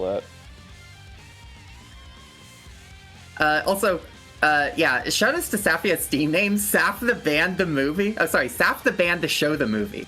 Yeah, of course. Naturally. Shout outs to Nirvana the Band to show the movie. I've not seen it, but Nirvana the Band the show, very fun. I love a Wii Shop Wednesday. Playing against Rarbin. We haven't seen Safia on stream yet. That's true. It's been a minute. We'll see. And, yeah. We'll see how she handles things, as Robin on this Axel train is definitely, I think, shaking up a lot of things that people weren't too ready for. Like, especially with just how many Slayers there were at Rookie Roman Council. Everybody was developing Slayer tech, so now to just put a big old range net plan by busting out the Axel is, we'll see how people are ready for it, or if they're not. Yeah, it's tricky. That's kind of the hard part about brackets is, you know, you'll have the unexpected matchups. You'll have your sudden answer players, right? You'll have suddenly 2 Axels in play. Safia, so far, with a good round. But Rarbin, at this range where she gets to control more of the space and Safia's got to find the way in. And the life total's starting to turn around. A good dive by Safia, catching some kind of reversal that wasn't a Ben 10. Nice combo. Backdash by Rarbin doesn't work out. Parry does. He takes the corner position. This could be really good damage. Oh, dropped it! Actually a reset! That's sort of the fun part about Axel combo, especially when you're dropping the point in which you're starting to fall down, right? You can set yourself up with that 2S reset, especially against people that are really hasty and just consistently just trying to tech mash. Yeah, Axel parry, you know, it's one of his better tools, even if you just, like, a tech button, like you said. It's you catch someone and then you get to turn around the combo for it. It's almost better than his Ben 10 in terms of punishability as well, because the recover is kind of low. Another strong start by Safia, opening up with the JD, and a great combo. Yeah, JD, is that a final bullet in the chamber for Aino to be like, okay, you blocked all these overheads, check out this last one, that if you do block it, then congratulations, but if you don't, it's going to be a great little starter for myself. Yep. Oh no, unfortunate burst by Rarbin. 2K, but can't get the knockdown. Ooh. Going low, redash. Has to respect the Nodoki. Oh, the JDE once again. Gonna get a good amount of meter off of this, but blocks. Can't get the punish. You know, I should have. She did get the punish. She got a perfectly good knockdown on that. Kept it going. First game with Safia. That's the Ino gameplay right there, right? You just get slammed into the corner, and she just completely out-momentums you. Of course, you know, I think the main advice people have for Ino is if you want to mitigate sort of the pain you feel, your best response is to default stand block, and we can see that working out for Robin sometimes. But the JD, right, that last final Hail Mary overhead at her disposal is just coming out clutch. But the tech forward into the JK cross up, able to steal the corner and keep Robin trapped here. Nice stroke combo, couldn't quite get the knockdown. Safia's routes have been so good. Set point now. You know, it's, I feel like when Safia's on the outside, you know, of course that's Robin's advantage. Once Safia's on the inside and Robin has to deal with this high-low mix-up, even when blocking right, even when getting the parries right, it's still like Ino is just in your face. Yeah, for sure. I think the only way you can truly shut down Ino is when you have her pressured in the corner. But being Axel, right, that's only a limited amount of pressure you can throw out. Still, though, right, when you keep her at full screen, you're also kind of okay because her movement is kind of linear. She only has that diagonal air dash. Yeah. Yeah, her neutral is extremely, like, not great. Nice block and goes for the Ben 10. Keep it simple with the punish. Wasn't even a punish, it was a counter hit. Just caught her pressing on the next string. But, you know, blocking the JD, that's the name of the game. Didn't get hit by the surprise. And Note staying active there is kind of evil, but still able to get the recompense there with the Sparrowhawk stance. However, that doesn't stop Safia from running all the way in here. And she is starting to run that pressure here, trying to push Robin into the corner, but Robin does find an opportunity to break away. Ooh! Just the burst. Ooh. Yeah, Safia trying to make it 2-0 now. Still, you know, the way Robin is, like, jumping back right now, doing, like, reversing attacks, hasn't really connected with Safia, but keeping an offense even while falling back. And these pokes are starting to add up. The Sparrowhawk getting hit. We'll see the RC here. This might be enough. Yeah, very nice. 1-1. There it is. It's a really depressing position to be in. When you're about to die to Sparrowhawk stance, even if Safia had that burst, right, there's just kind of nothing you can do there. It really is just like the checkmate GGs. Yeah, you just gotta, it's a cutscene moment. You gotta watch it. There you go, strong opening for Safia in game 3. Oh, beats the parry this time. And the JD once again working out. Robin giving up the burst pretty late into the round. And Safia getting right back in there. Set point Safia once again. Robin, you know, didn't make the most of that burst, unfortunately. I think there was just kind of no chance, because we were talking earlier about how Axels do enjoy just going to the Sparrowhawk right after the burst, but immediately just tech into dive kick there from Safia to try and call out, maybe perhaps even deny the opportunity to set up the Sparrowhawk is it's definitely a really smart play here. Yeah, she got like right back in there. And we're seeing another good round. Oh, wow. Robin going for the 5D there, and Safia using the gap for a gold burst. Gets a jump in over 2H. Goes low this time. Getting the knockdown. Robin close to getting her burst back. Stroke RC tries to go for the throw. Nice tech. Being ready for that is definitely very interesting. However, the Ben 10 not going to work to escape just yet. Goes to the burst, and rare moment of not seeing the Sparrowhawk, and does challenge the dive kick. However, not able to find the closer. He was so close to setting up that final round situation, but now you do find the match. Wow. Okay, it works out. The Nice. YRC very, very clutch. Yeah, that was a great YRC. And give him the burst up for that round, but you know, this is tough though, because fighting out of a round like that, you can really get mentally fried. And if Safia gets the offense going, you got to remember to stay sharp on this. But her anti-airs have been on point, finding the answer to that burst approach, but gonna get punished with this super. And the combo. Finds another opening. There's the node. Hold down the pressure. This time the low. Does find the Ben 10. Nice. Quickly goes to the Sparrowhawk stance with to push a bit more damage as well as screen position. But being at this life deficit, you do have to approach or be ready to deny the dash forward. But the gold burst giving so much meter to operate with. However, not finding that last hit. RC a little too early, and we can see that Safia immediately dive kicks in. Gets that HCL over the Ben 10. And once again, RC, we see the burst safe situation, but isn't able to really capitalize too much off of it. The dive kick not punished. No. Robin Yeah, this controlling is the tough for space Safia here. now. No! And Seiko Flash coming in here, deleting the stroke attempt. Robin hanging on by a thread there, able to finish it out 2-1. Oh my goodness. Oh, I'm always rooting for Safia. I love seeing Eno gameplay. But, you know, the end there, I mean, Robin with a fantastic gold burst and then just keeps sending the Sparrowhawks out. Knows the name of the game is not let Eno get close. Just keep her locked down. Keep adding that damage up. And Safia just couldn't make her way back into it. Tell people my thoughts on Sparrowhawk. My hot take is that Sparrowhawk is poison damage. Because you get hit by it and then it's like tick, tick, tick, tick, tick, tick, tick, you know? So it's poison damage. Right. You just have to sit there and watch it. Interesting point made by Robo Daisy. Oh no! Okay, wait, you're better now, I think. Yay. That was a really unfortunate moment. You just said something interesting and then it's just like, oh, robot time. Well, that happens sometimes. It occurs. The internet.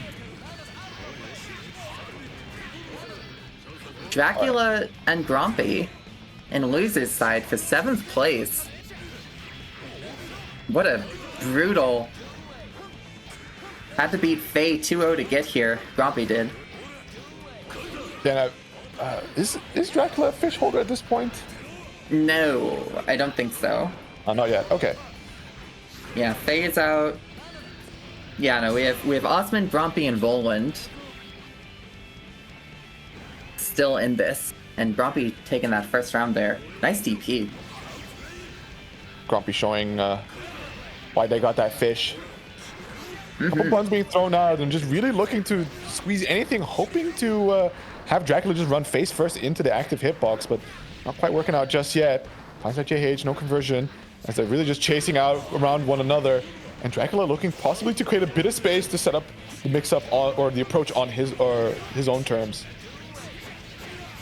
Yeah, I like how Grumpy is going for a lot of like air buttons over and over. Dracula taking the momentum now. A little bit of blitz loops. I love these. Let's go. Closing it out with the Alpha Blade. Whole bunch of undeniable damage. Grumpy with a nice air throw. Getting a chance now. Make a whole bunch of meat out of Chip Xanath. Trying to bait the burst out though. Understandable, I guess. But one more touch Dracula dies with burst. This is the kind of greed they wrote about in the Bible. Like, Dracula just really did not want to part with this burst at all, and ended up costing him. And we see that Grumpy is just desperately trying to play for burst bait, because like at so many points, you know, they just concede the combo to be like, surely the person would burst here. This time for sure. This time for sure. But it's, yeah, you know, it's funny because Dracula didn't bite, but also couldn't get out of the situation. Oh, nice 5K. Short combo into an air throw. Oh, a little bit air on the wild throw there. But still, the air throws are on point. However, not able to quite run the Oki 2 perfectly. And we see another ground throw attempt. However, this time, Dracula opting for the mix-up from the skies here, pressing a few whip buttons. Grumpy now with a bit of space, trying to chase down, sets up the gun flame here. Look at the match. Just incredible spacing by Dracula there. In the knockdown. But Grumpy doing a good job. The Beta Blade whiffs! But the RC! Bring her win over! There we go. The idea was correct there from Grumpy, but just the spacing was a little off by just, I think, ever so slightly. But it's okay. Yeah. Grumpy able to get the round here. Sitting a little bit behind on the burst gauge, but you know, if the round goes all well and dandy as they've demonstrated so far, then it should be no issue not having a burst on the table. No issue not having a burst, and seeing right now chip combos are really long. Grumpy already close to 75% back on that burst gauge. Tried the blitz, but Dracula goes low this time. So the question is now if Grumpy wants to use the burst at this point, or just save it for the next round. Dracula immediately giving up his burst. In the corner position, but a couple of triple jumps, no problem to get out. And back away. YRC looking for an answer, but up from the skies. Doesn't quite get the ground throw as would have hoped, but still able to find a few hits here, create a little bit of space, but the jump in there from Grumpy. Meaty Gun Flame does catch Dracula here, looking to get a quick punish. Just stray hits so far, no major conversion, but we are mashing that DP, even getting the clash cancel there. Yeah. They're Dracula RC, but just went for one more string, and Grumpy with the throw. That was so interesting. Grumpy had a lot of strings where like a couple of stray hits, but didn't quite close it out. But you know, when it's chip, a couple of stray hits is a good chunk of damage. So Dracula out at 7th place. Grumpy gonna play against Osman, 2 fist holders, for 5th place. Hopefully Grumpy can beat that 5th place Ferdinand curse. Would definitely be a nice way to end the year with here. But first, we gotta go to the other side again, where Robin seems to be continuing this loser side tear. Now we're gonna have to face off against Roland. So facing off against the former main.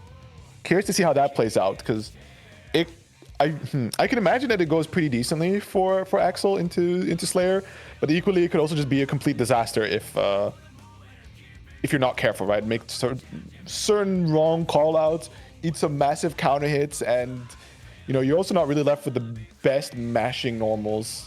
Like not having a standard 5P or 2P kind of put you in a really painful position into some of these really, really tight interactions against Slayer. So see what kind of answer Robin is going to represent here. Yeah, I mean, Slayer is always going to be a character that's going to make the other person look like a 2-touch, right? Like, everyone looks like a pixie against Slayer damage. I do think Axel has some great tools in terms of the active frames. Axel 2D, I think, is pretty active. 2H will be great for the ground coverage game. You know, it's going to be on Roland to get in for this, as is usually the case versus Axel. But once Roland gets in, you know, that's Roland's game time. Oh, for sure. I mean, there's going to be a few situations that Robin, she may be able to get the correct parry in, but again, it ties back to the situation of like, it's going to be such a thin thread of callouts that, you know, you do the wrong one and you just eat, for example, counter hit, it's late, and just Slayer does a magic trick on your HP bar. Yeah, I'm glad you mentioned the parries, because I was thinking about that. We have seen Robin represent these parries a lot so far and working out. So if she can find them in this matchup where Slayer's gotten a lot of mids that he's throwing out for pressure, it could work out pretty well. But Roland getting a great touch here into the corner, going for the dandy YRC. Robin thinking about not thinking about burst yet, I guess. Nice backdash on the bite that time. And you just give ever so slight gap over to Slayer, and immediately you see Dandy Steps coming out here with double Dandy to bait the burst. I mean, Roland just really clean round there. Yeah, very clean round by Roland. I feel like Roland was doing so much burst bait. And, well, you know, it's also hard because it's at a range where, like you said, those normals are kind of hard to stop Slayer if he goes in. But the burst bait did work out in the end, so, you know, keep trying. Keep baiting. Little air sequence there, able to catch the backdash attempt, but ooh, yeah, there's one slight error on the parry and you just die. Dead on time. Roland with that first game.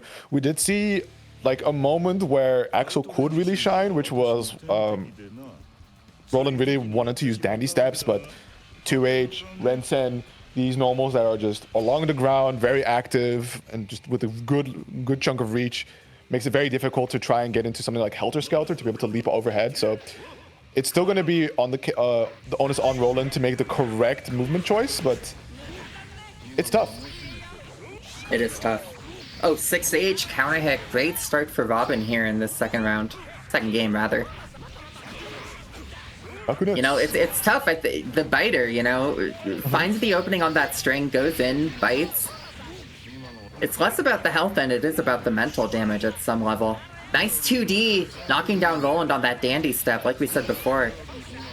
Ooh. Oh, what? That's probably not what she wanted. Yeah, very unfortunate command grab attempt there, but the dash through is working out really nicely here, but gets opened up by the low again, the burst bait, and what started out so well for Robin just actually gets completely taken away from her. And that's Roland now on set point, still with burst to their name. I feel like both games we've seen, Roland just kind of has a sense that Robin wants to burst when the round is close near the end, and like she feels like she has a chance, where it's that one more touch as Axel situation. And right. Roland just draws out that desire so well. And Robin once again in the corner. Oh, and the parry just getting bitten. Does catch the Dandy Step there. Finds the command grab. Oh, wow. Command grab so hard we get to see the freeze. Oh, no! Oh. Well, that'll do it. That will do it. I think I had a slight spectator issue on my side, but we see the victory going to Roland.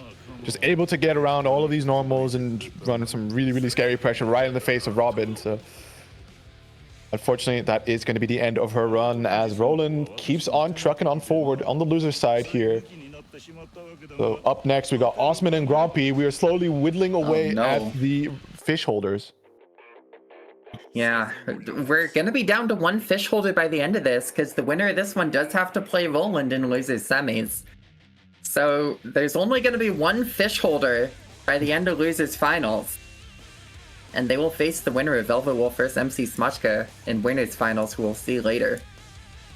Osman vs Grumpy, I think, could be a slugfest, but I'd say also Grumpy is typically known as a more patient soul, so it could be that they get wilded out by Osman. I think being the more patient soul is like a good trait to have, because trying to really ball out with Slayer is a race to the bottom, which you know, you will crash head first or face first onto the pavement if you try that against Slayer. So being a little bit more consistent, a little bit more patient, try to play more the Shoto angle, and you can see probably a lot of consistent gains. Ooh. Yeah, you may be right.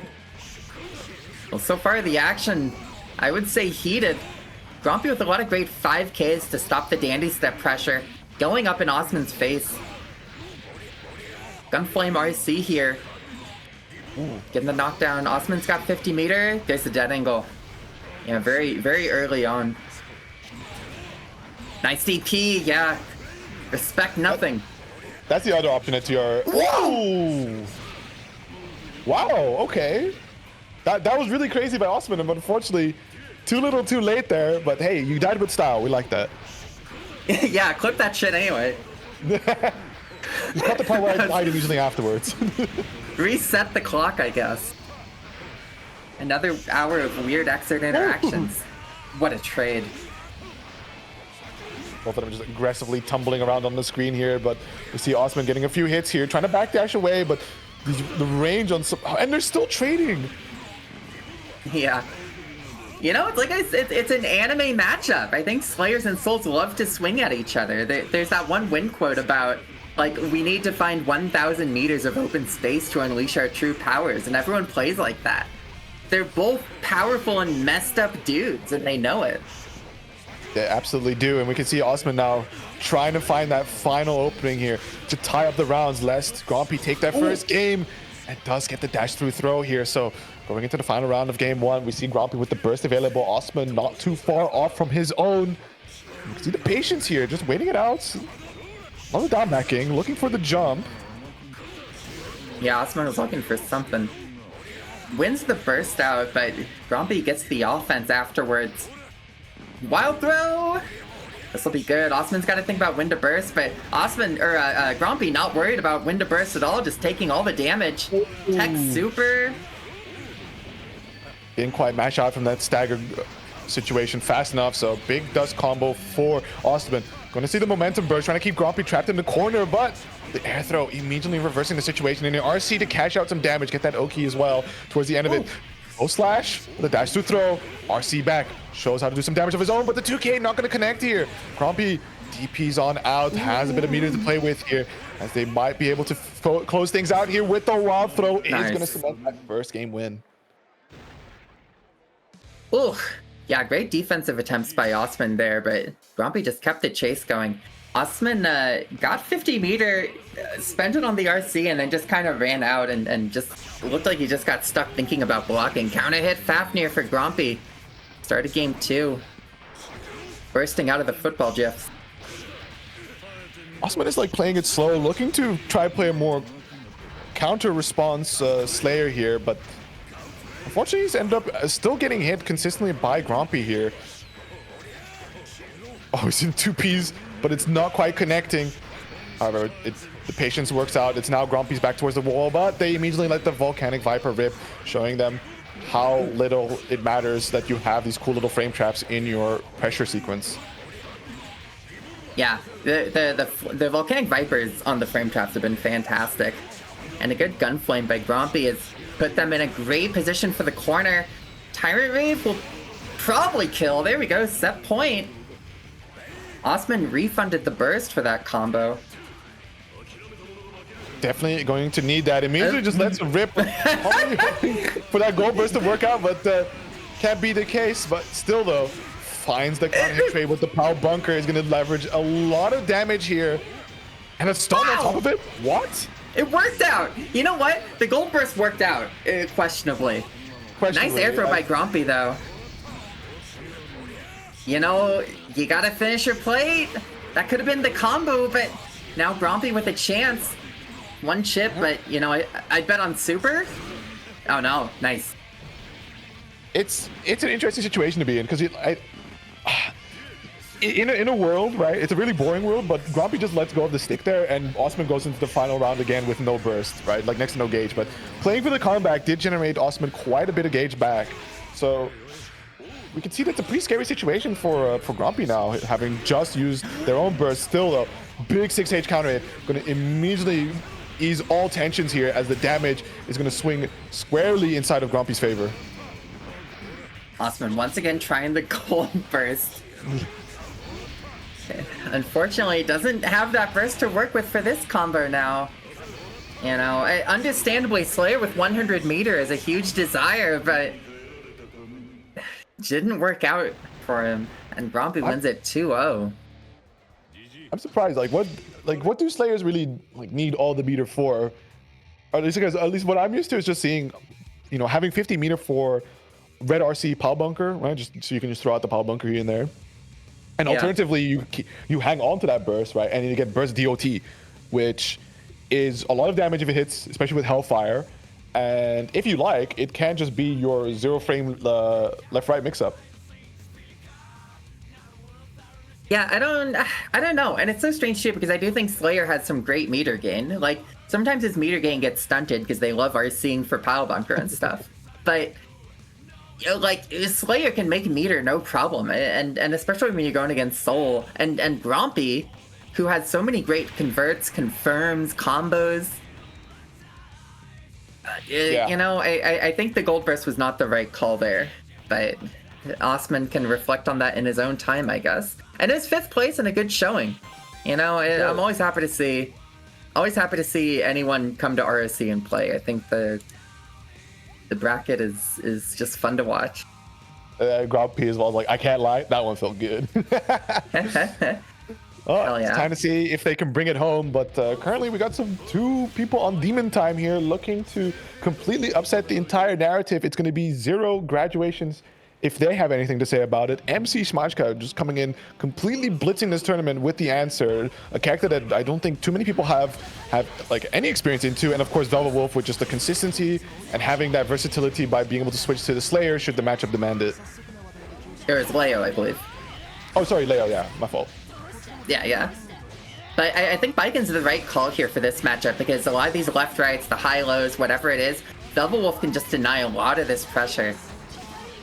And the damage will be through the roof. And as you mentioned in the matchup against Faye, I believe, Answer had some trouble with lightweights.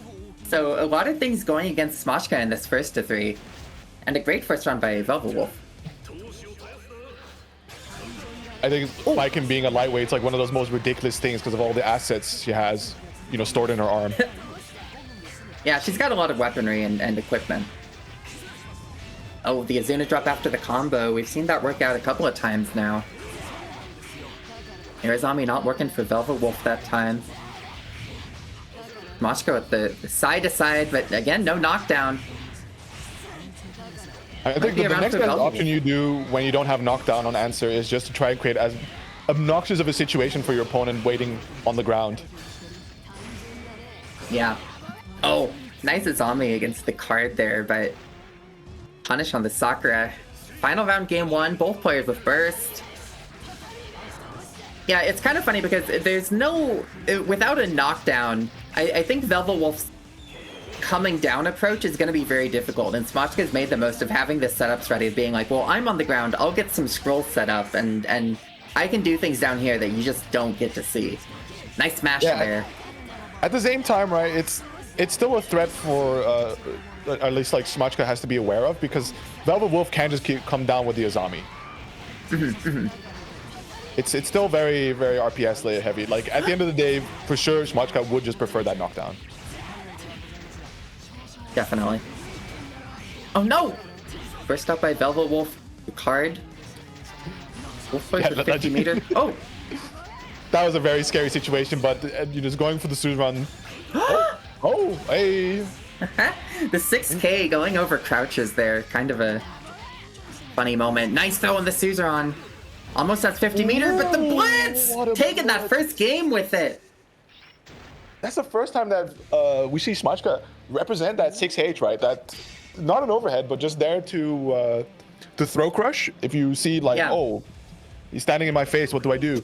But I think with that earlier 6K that went right over the Azami, might have just been a misinput Izuna drop. Oh, if I'm not mistaken, it is DP input K.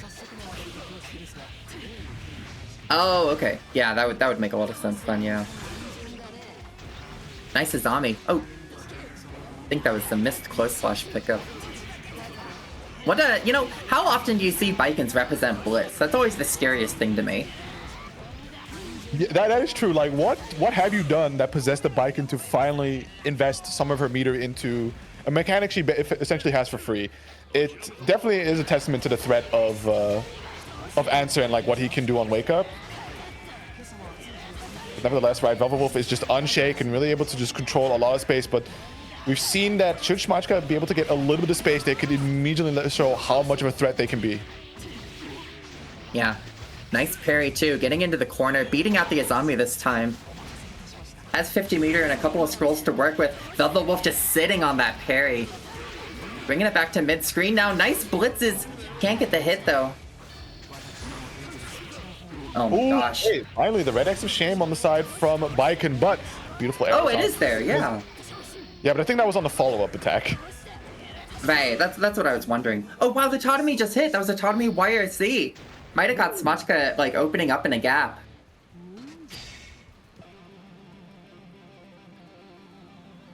Ninja. What, maybe the day Velvet Wolf gets a fish of his own. Yeah, because I think if you consider the meta situation of the bracket, should Velvet Wolf beat Smachka, they've been a complete threat against all fish holders who have just not really known what to do against him. That if that gets sent down to loser side, it's maybe lights out there for fish holders. Oh! Relic burst from Smachka. At the very least, if this round goes on a little bit, we'll get to make some burst back. And if we get close enough, there could be the chance that Velvet Wolf gives up a burst of his own, but no, the Izuna drop. Nice jump out by Velvet Wolf on set point now. Looking to go into grand finals with a 3-0 against the unknown OD answer. I think Velvet Wolf has seen Smachka go for that option enough times in previous sets to be aware of it now. Yeah. It's the small things, right. like, you know, it's cool you're on stream when you get a little bit of that spotlight, but you know, that gives everyone else the opportunity to see what you're doing. It's actually so important. Like, when you gotta study your opponent's habits and you're really like watching the stream and being like, what do they want to do? Velvet Wolf was locked in for that one. Oh! The reset! And the hit scan laser beam. Smachka now with a chance still has quite the journey ahead of themselves, right? They have to make that 3-game comeback win, and Velvet Wolf is no easy customer here. Can quickly run over entire rounds. We see a lot of being just praying for the chance to find an opening to just escape, but has to be also careful. Look at that wrist completely cranked up there. But nice. That ends there. It doesn't quite get the conversion, flies around, doesn't avoid the Tatami Mat, and there's a bit of damage there, cashing out that risk. Smachka's parries have been so on point, and not even like using the YRC for it, just using it to get out of this situation, and nobody's ready for that. It's such a fast like overhead. Oh, the parry that time actually just got onto the scroll. Hits a mid into the parry. There's a YRC that gets thrown. We see the RC from Velvet Wolf. This is not it! Sadly, But can't of get course, that no knockdown. knockdown. And Yeah! Azami's the card. Very nicely done there. So Velvet Wolf, the 3-0 finish against the mysterious OD answer, able to get that winner's side grand final seat here, as Smachka is sent down to the loser side to face off against the final fish holder of this bracket. Yeah, one last answer match to terrorize the fish holders. Whoever wins this match, Roland Returns versus Grompy, looking to be the last graduation candidate of 2025, but only one can advance in a first to 2. It's a crazy thing as well, because I don't know if there's going to be a break or if the Rookie Roman Cancel will stick to the bi-weekly schedule, but you know, coming out here at the very end, just as everyone is going to take a bit of a pause, New Year's is going to roll around, you just made yourself enemy number 1, right? Despite, even if you may not win this bracket, just the threat you've represented with the consistency and the domination throughout the bracket will have put a spotlight. People are just like, we need to know how to beat this answer character, and they're going to dig out any resources they can to do so. Yeah, and I think that did happen in a way with Osman, where people had a lot more answers for Osman's pressure this time after he won the previous, or two Rookie Roman Cancels ago, because I missed the one where Phil graduated. But yeah. Well, here we go, a game of friends, Roland versus Grompy. Another Slayer versus Soul matchup. Yeah, and of course, you know, the beauty of playing two of the same characters back to back is that, you know, Roland does not pilot Slayer the same way that Osman might, so that's something that Grumpy's gonna have to tune to very quickly here if they want to stand a chance of winning out this set. Yeah, I gotta say, really funny to do a heartfelt, like, so glad you entered today, always pulling for you, and then baiting a burst within 20 seconds. That's fighting games. A good 5k from Grumpy here. Getting the pressure going. A little bit of an air dash combo. Roland denying that pressure. Back to mid-screen and Fafnir. It's very good link there. That an instant air dash JK off of the 5HS is so tricky. Like, it looks so simple, but do not underestimate how tight of an input that is. Super jumping alleviates it a little bit, but man, that's, you know, it's 2 frames. Roland getting a chance to make up the life deficit here. Doesn't quite get the knockdown. Grumpy bringing it back to full screen. Or, yeah, to mid-screen, rather. Getting the knockdown. The longer this round goes on, the more it's burst for Grumpy, and Roland runs right into the Gunflame. Has burst advantage. But taking the first game in a 1-2 is a pretty big deal with the way both players have been playing right now. Like, they're swinging. Oh yeah, for sure, and especially just Slayer in general likes to play fast. It's gonna be something like, you know, Grumpy really needs to tie into that, or channel into that title of being the patient soul to come out on top of it. And we can see that some of the decisions they do make work out really nicely, just like consistently gun flaming here, because Roland does like their dandy steps. Mm-hmm. Great combo by Grumpy here. Has 100 meter to work with. Dead angle punished. Using the burst for it. What? Uh-oh, it's happening again! That could be it for Grumpy. OTG. No, doesn't OTG! But everything in Grumpy's corner. Nice hit! No, the overhead, it's late connects. Whoa, the fight! Oh, Grumpy Grumpy didn't mash! And Grumpy didn't go for the OTG. I think the OTG was the bigger one, because immediately you're now in this really scary situation where Slayer is right there in your face, and man, to play the like mashing battle against Slayer is so risky, because he has some really fantastic normals, right? To sacrifice the Gatlings for some really crazy normals. Yeah. Yeah, that OTG really, I think Grumpy's gotta just lock in at this point, but it definitely would have done it, is the thing. Like, it's one of those things you gotta just tell yourself for next time. Remember, your OTGs. Have faith in him. Kick them while they're down. True. Spider coming out in full force there, the 2D block. We're able to recover just in time. On the pressure a little bit, but man, the chase down, denying the dandy stabs, but the power bunker barely able to scratch on through. However, the Gunflame able to keep Grumpy safe. The unblockable, big counter hit, but no conversion. It's late. Keeps the pressure running, and Grumpy is just bleeding health from all these stray hits, but finds the run under. I'm surprised. We saw Grumpy versus Osman do a lot of Volcanic Vipers in these gaps and respecting a little bit more of Roland's pressure. Good work getting that round, though. I love how short Soul's 5D is. Oh, here we go. Yeah, there we go. A little bit of a glitch on the spectator side of things, but we can see that Grumpy just has some really good momentum running. Unfortunately, the Gunflame's PRCing it, so that's a bit of an expensive usage of the tension gauge. But hey, we're A-okay. Grumpy's able to bring it to a final game situation. My God, it's explosive. Both plays 2 ways around from getting to play against Smachka in a 1-3. And then against Velvet Wolf. But right now they have to think about closing this game out. Nice throw by Grumpy. Going for a little bit of shimmy pressure. Roland on the respect zone right now. Thrown for the forward dash. And a gold burst. These throws have been so on point here by Grumpy. However, has to be careful of that 100 meter on the side from Roland, but the spacing that they're keeping Roland at with the gunfire. Yeah, man, Soul 2D, let's go. Just Soul 2D moment. Nice fight. Grumpy has not mashed out of one of these bites yet, and I like that Roland keeps going for the Mappa afterwards. Like, it's not a whole lot of damage, but it's honest damage. At the very least, it's honest damage. Well, it's dishonest damage, and Grumpy should be mastering on it, but... Oh, 2 YRCs. Nice crosswise, catching Grumpy here. Can't get the knockdown, though! Set point Grumpy. Yeah, that's a really good tech bun situation. Something that Roland wasn't too prepared for, as I think they were fully set on just, you know, that combo working. It's a very difficult situation to adjust from when you drop a combo.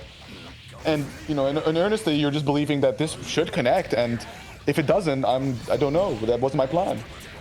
Yeah. Yeah, a lot of scramble situations working out for Grumpy right now. Nice forward dash by Roland, taking the corner and baiting out the Volcanic Viper. Grumpy gonna get their burst back. Not ready for the second Volcanic Viper. Keep betting on red. Oh! Gunflame can't quite close it, but this could be Grumpy's moment. Roland trying to deny it though. Oh, the double dandy able to bait out the burst, and is this enough to close out the round and bring it to a final one? No. Oh, 2D! Come on, that move. Nice What is YRC. that? We jump in, Mappa, and the power bunker barely able to connect there. As Roland returns, is able to bring it to the final game, final round situation with burst available. Look at Grumpy's burst gauge. This is going to be a really rough situation. All the momentum has to count right now. Yeah, we saw it in that first game on the winner's side for Grumpy. It's like, this is Grumpy's chance and opportunity and imperative to make the momentum. And right now, running down Roland, still hasn't given up burst. Could be close though. Maybe we see another gold burst. We've seen the Slayers love to do that. Grumpy getting the spot here, trading spaces. This should be a knockdown with the RC. No, wait for the 2H into a reset. Big counter hit, doesn't quite get the conversion to go from it. The chase down, the gold burst as you stand, however, the target nowhere near in sight. However, doesn't get the conversion. That should have been it there with the 6H counter hit, but the ride stamp, the final Hail Mary. Oh, the name is escaping me, but flashes of the other Soul player, the little wild style one. There we go, Pork Chop. We saw it earlier as well, where Grumpy was able to win around Pork Chop style, would just say, you know what?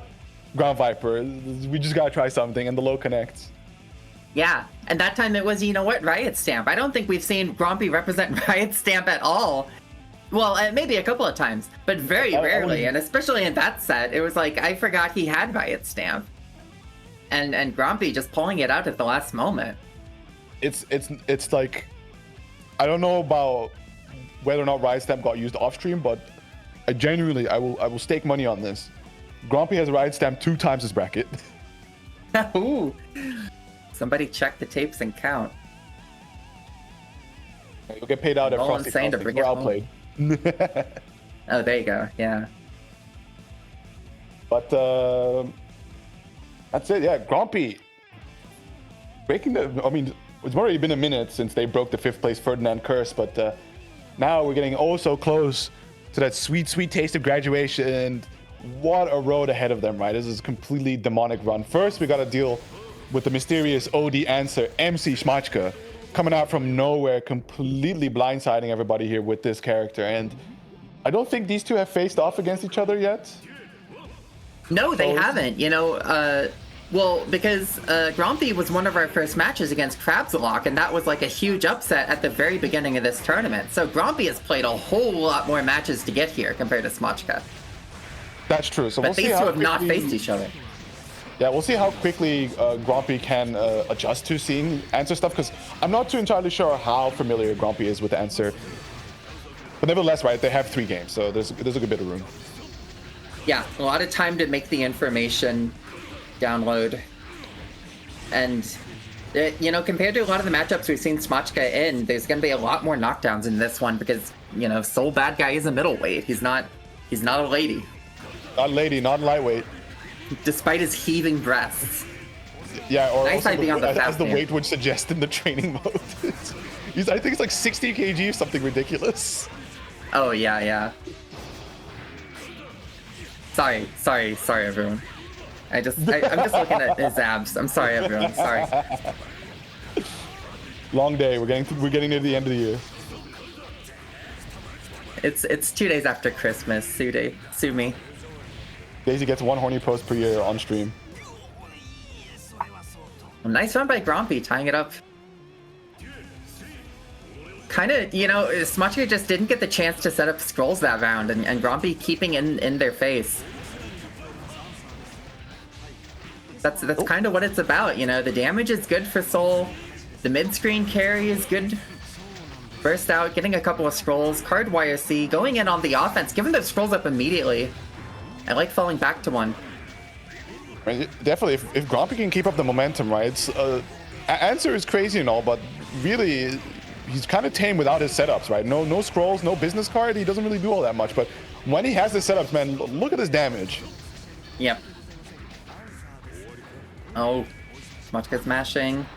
Samurai's out on the card. Nice JH by Grompy. The parry blocked. Not a lot of punish. And the distance is a little bit too far. Grompy didn't find a spot to burst, I feel like. That would have all been burst safe. Or at least burst wary.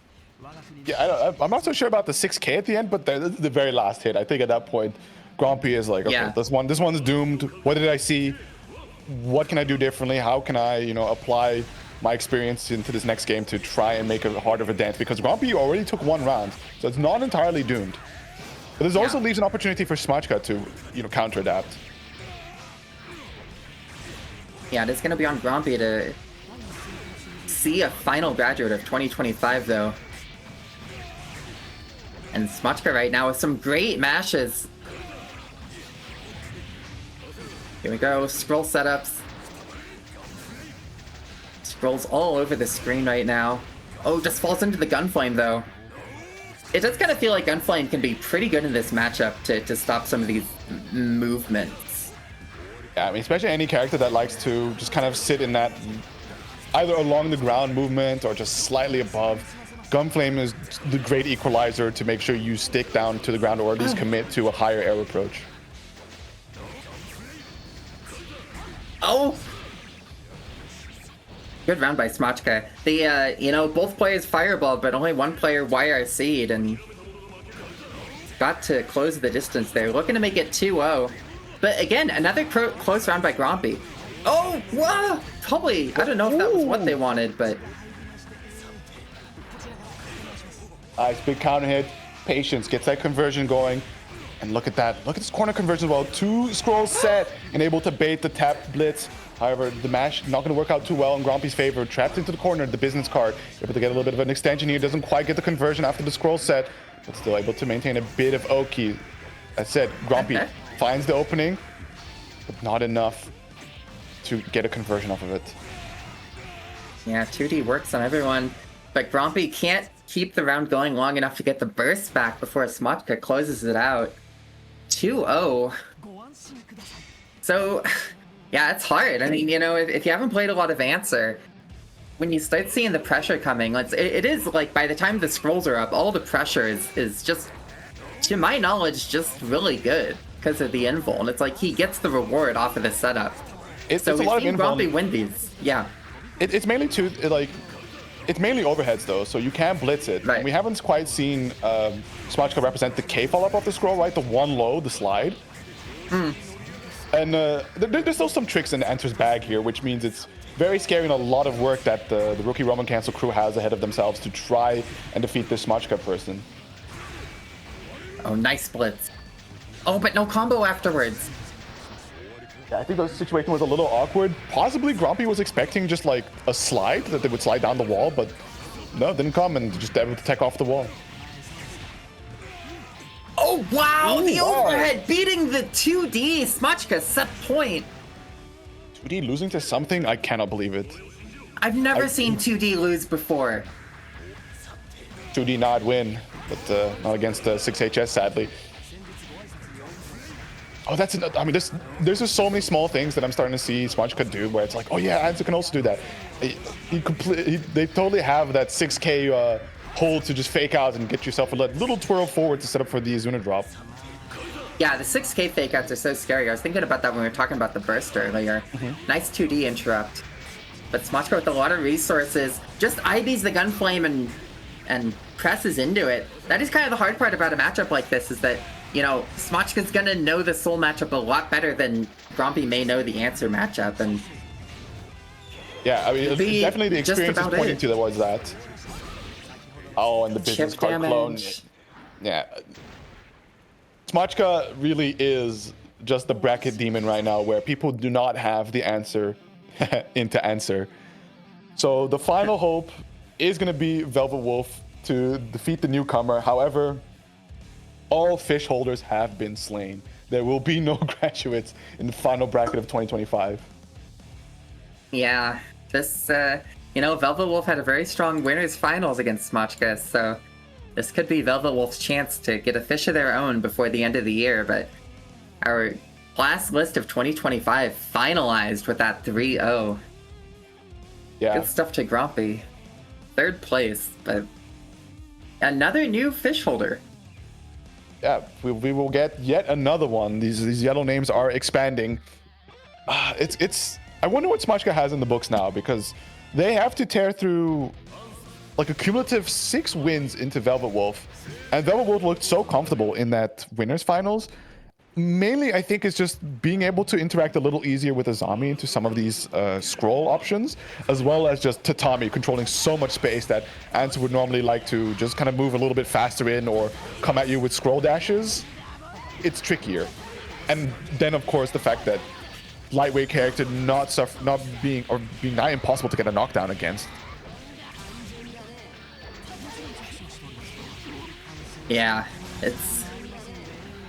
And so far, Velvet Wolf, the great striking. This Ozanson can't quite close it out, though.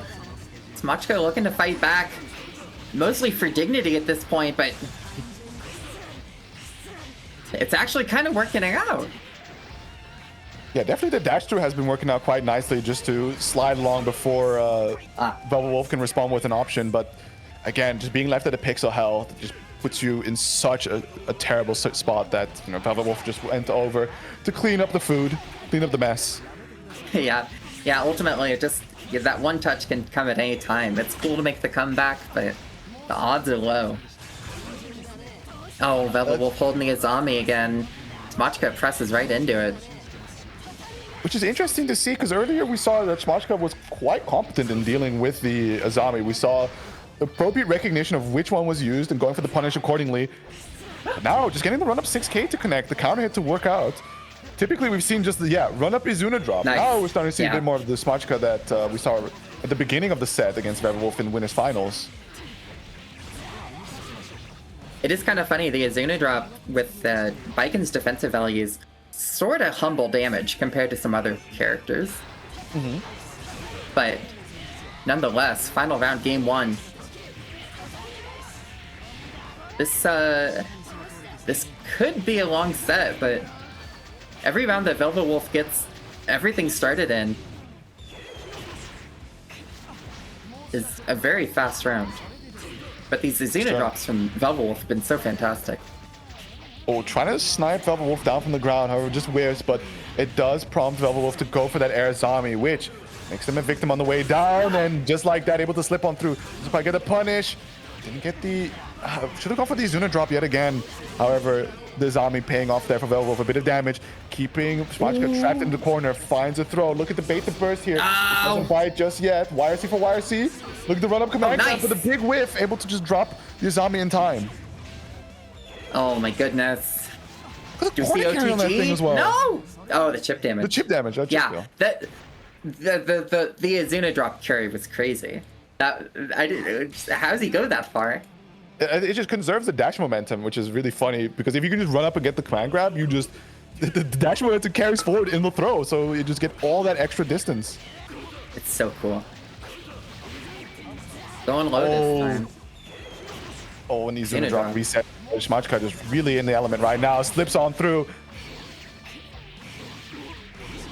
Yeah, and we do talk about this. Some brackets, like the download potential, like if you lose a set against winners finals, you have a lot of time to think about what you can fix. And the perfect there to go with it.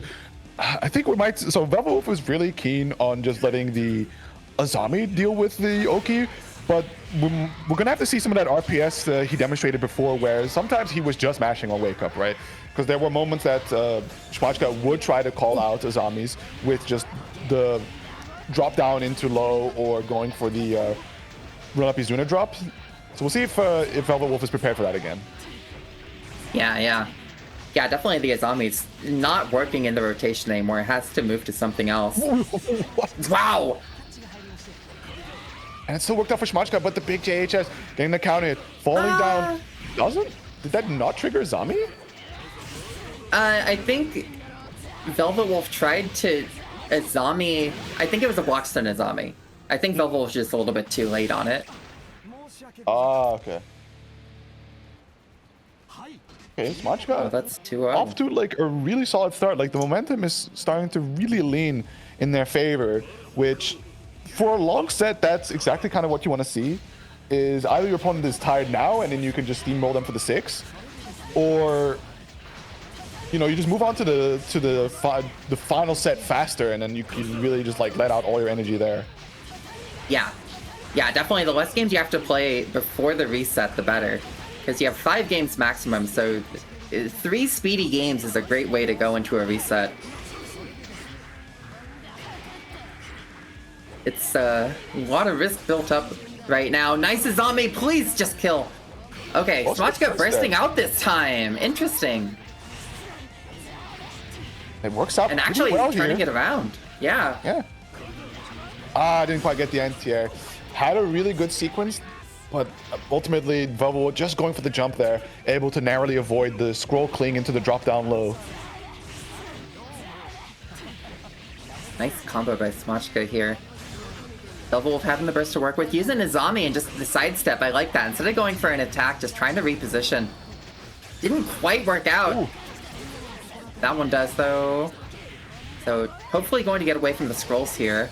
The parry, YRC out of there. Another one. Answer's parry is hard. It's definitely very tricky to deal with.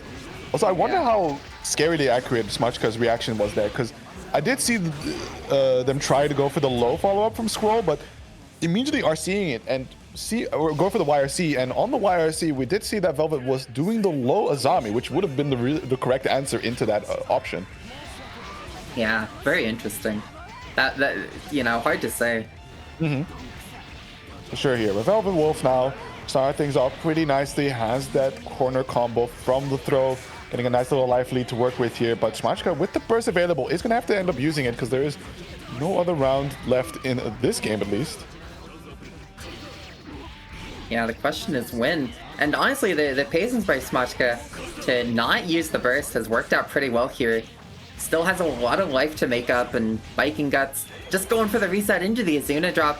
100 meter for Velvet Wolf. Anything? Yeah, the super, but nobody nearby. Oh, Suzuran. Sort of damage. Yeah, didn't go for the throw combo. Probably thinking about burst once again. Oh no! Oh, the slide just out of the side of the range, but doesn't quite get the finish there. A lot of tricky movement being done here, but doesn't quite get the snipe. And the Azami working out just in time. Still, the burst, the final bastion.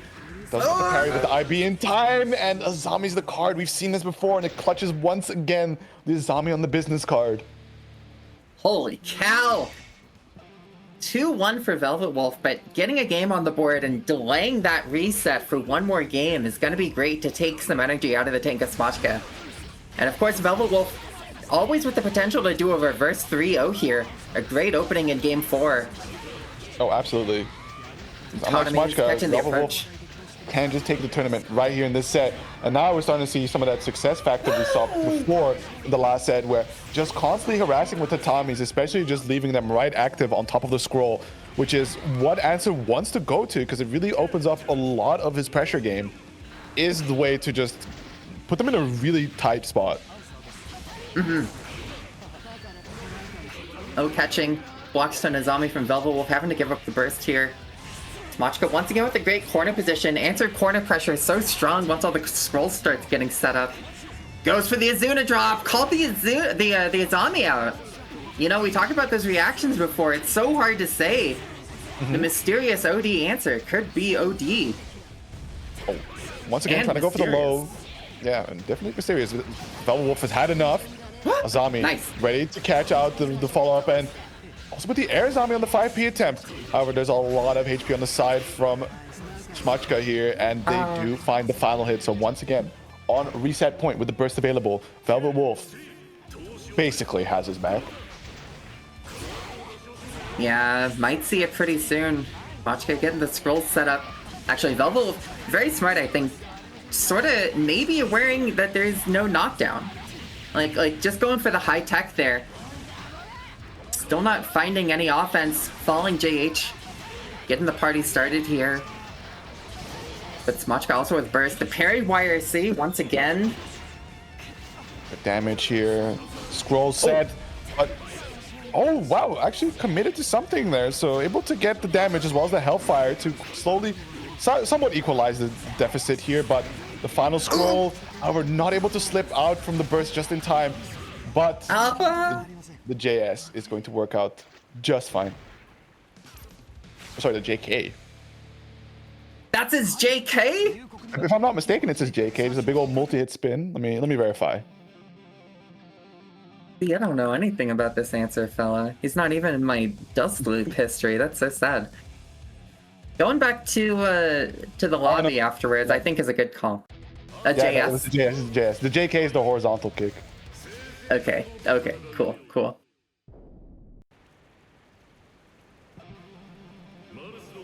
Here we go, another first to 3.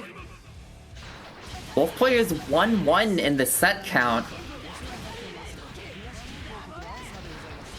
And... Whoa, yeah, that scroll thing involved. That's crazy. Oops, slide on over. I think like Velvet Wolf is Spotchka. also... Yeah. No, I just like that from Spotchka, where it's clicking on the scroll, they were looking at Velvet Wolf just zombing there and says, I want nothing to do with this. yeah, just leave. And they're gonna seem to drop into the corner. I think Velvet Wolf is somebody who we've seen use Azami a lot in previous Rookie Roman cancels. And some players' success depends on how well they can answer that Azami. And right now, I think Smochka is kind of running circles around Velvet Wolf in terms of just the Azamis working out. I think it's going to be a sort of a similar thing you would see if Baiken plays into Chip, right? Because these characters can access some really fast high-low mix-ups, which puts Baiken in a really tough spot where you just have to play the guessing game, right? Like having the free like guard point ability doesn't disqualify you from the basic premise of having Blitz, right? Be able to quickly deal with left and right. Yeah. You know, looking at all the parries, something interesting is that it is like people are not just willing to respect the parry, because if you let that parry go, you can get a pretty good counter hit recovery on it. Yeah. But everyone wants to press into it, and Answer does kind of just make the most of that situation, unfortunately. Oh, for sure. I mean, the fact that Baiken can hold it for a disgustingly long time should generally make people really apprehensive of trying to get like a recovery punish going. Nevertheless, right, Velvet Wolf here. I was talking about Answer's parry, pardon me. Oh, Answer's parry, my fault, yeah. Yeah, no, that move is still crazy, because like, if he does wake up parry and there's a scroll on top of it, there is no recovery, he just clings. Yeah. But even just like I think a well-spaced low, like a meaty low will sort of beat it out, and if Answer doesn't have a scroll on top, you know, you can hit that low and then you get the counter hit on the parry. Yeah, no, that's... So we've seen Velvet Wolf go for a lot of it. high attacks. Scroll's coming up, passes into a zombie. It's again, like, we see Smochka trying to win the race down to the bottom, but... Oh! Oh, God. Oh! That was a painful finish there. But... yeah, I think Smochka now a little bit too afraid to use the Izuna drop there as a response to Azami, as sometimes it was sort of the natural go-to answer that they had, but Velvet Wolf started just quickly flashing the Azami into letting it go, baiting the run-up command grab, and just getting the punish on the massive recovery frames. Yeah. Yeah, being able to change the timing on the Azami and have like the feint and then keep it short and mash out on them is so important. You know, this whole situation turned around because Velvet Wolf went for a Suzerain throw. And Smochka's had some really good patience on the defense, letting Velvet Wolf get out of range, and then when he goes for those approaches, just turning the whole thing around. Oh! Scroll hit, but... you know. Yeah, you know, Xrd, we just like to be quirky out here, but we can see some really good denial there from Velvet Wolf, right? Making sure that Smochka is separated from their scrolls and can access the really cool pressure game off of that. The desperation to get just to cling once was really sort of making Smochka make some really hasty decisions that ended up getting caught out consistently there by Velvet Wolf. Yeah, it really is so important to keep Answer separated from his scrolls, just to keep him away from his potential as a character. But of course, Card, plenty of potential in there on its own. Oh, trying to get out of the corner. And a stun for Smachka. And that'll Final do round, it. game So two. a round apiece. Smachka, though, having to put one on the board here. And the will to hold Azami backfiring there on Velvet Wolf. Sees the standing Azami, punishes with the low. A bit of that meaty 6 HS, but we see a bit more patience on the side from Velvet Wolf. I think that is the name of the game against, you know, like that parry, like I said, is you gotta just let him draw out these things that have a lot of recovery and don't let them get too smart about it. Oh, that's smarts. Oh, able to Card, block, but still. GGXrd.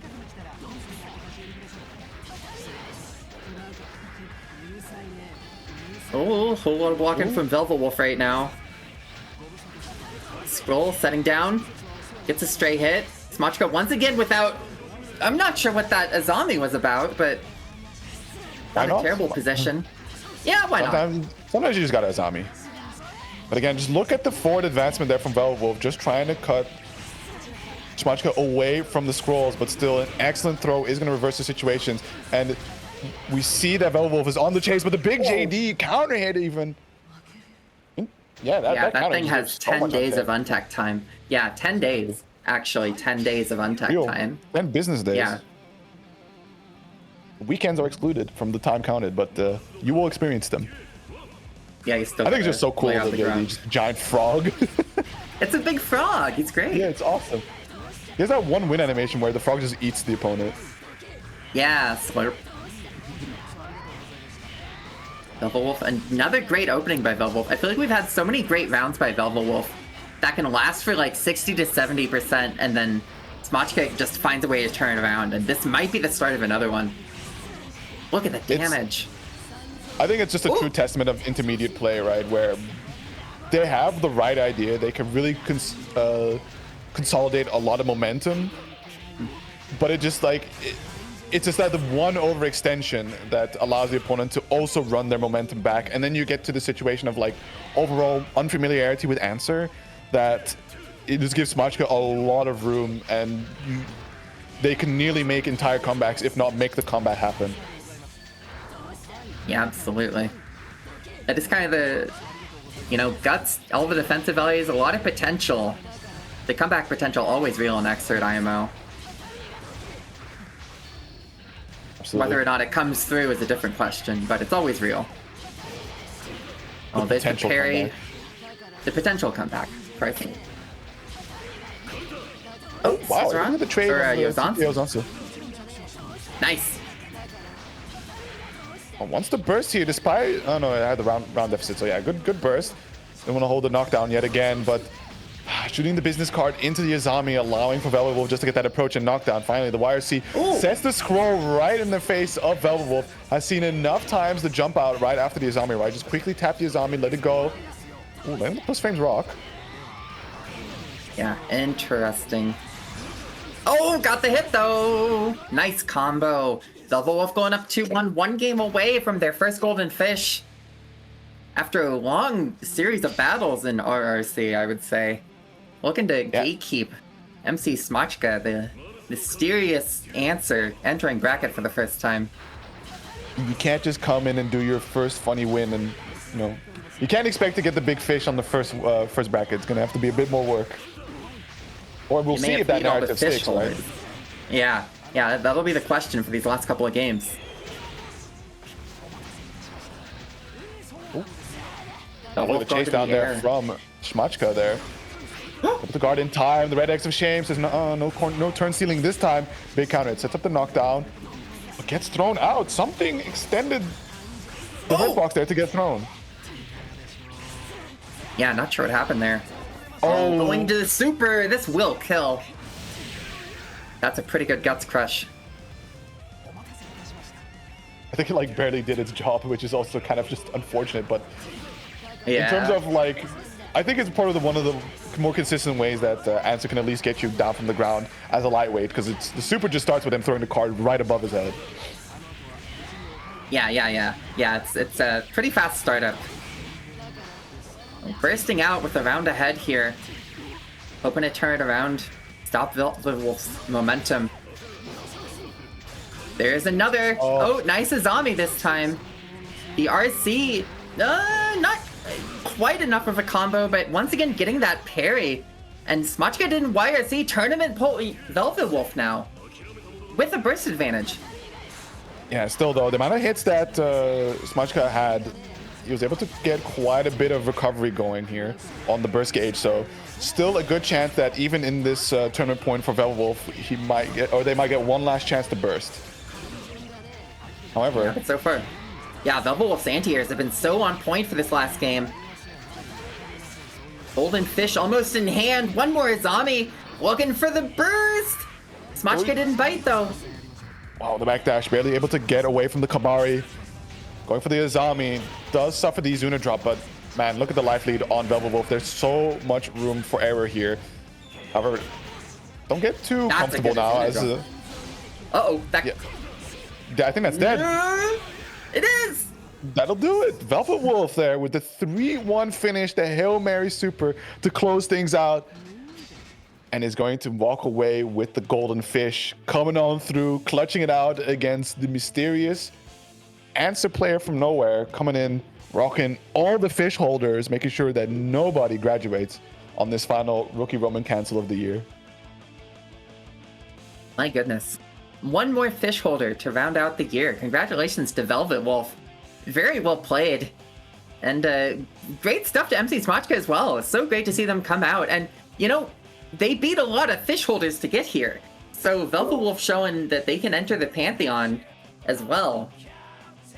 But sure. able to gatekeep the Fish Hunter. It was just one of those things that I think Velvet Wolf was genuinely the natural predator to MC Smachka.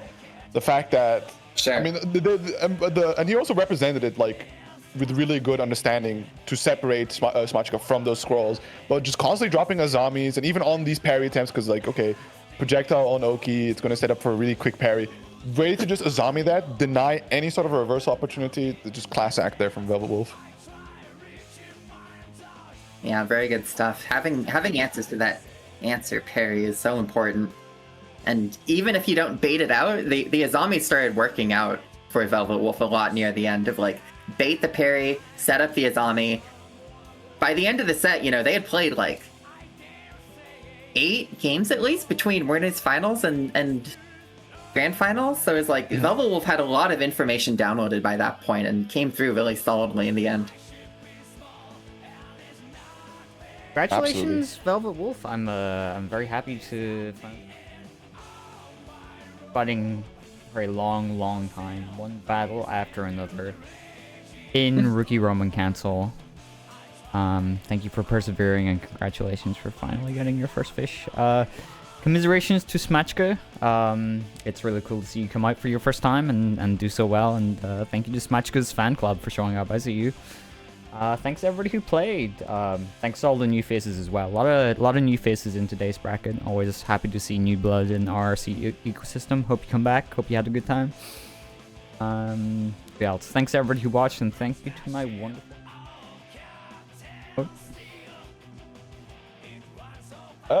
Yeah, I think Outplay signups are still open, but I can understand it's kind of nearing the date.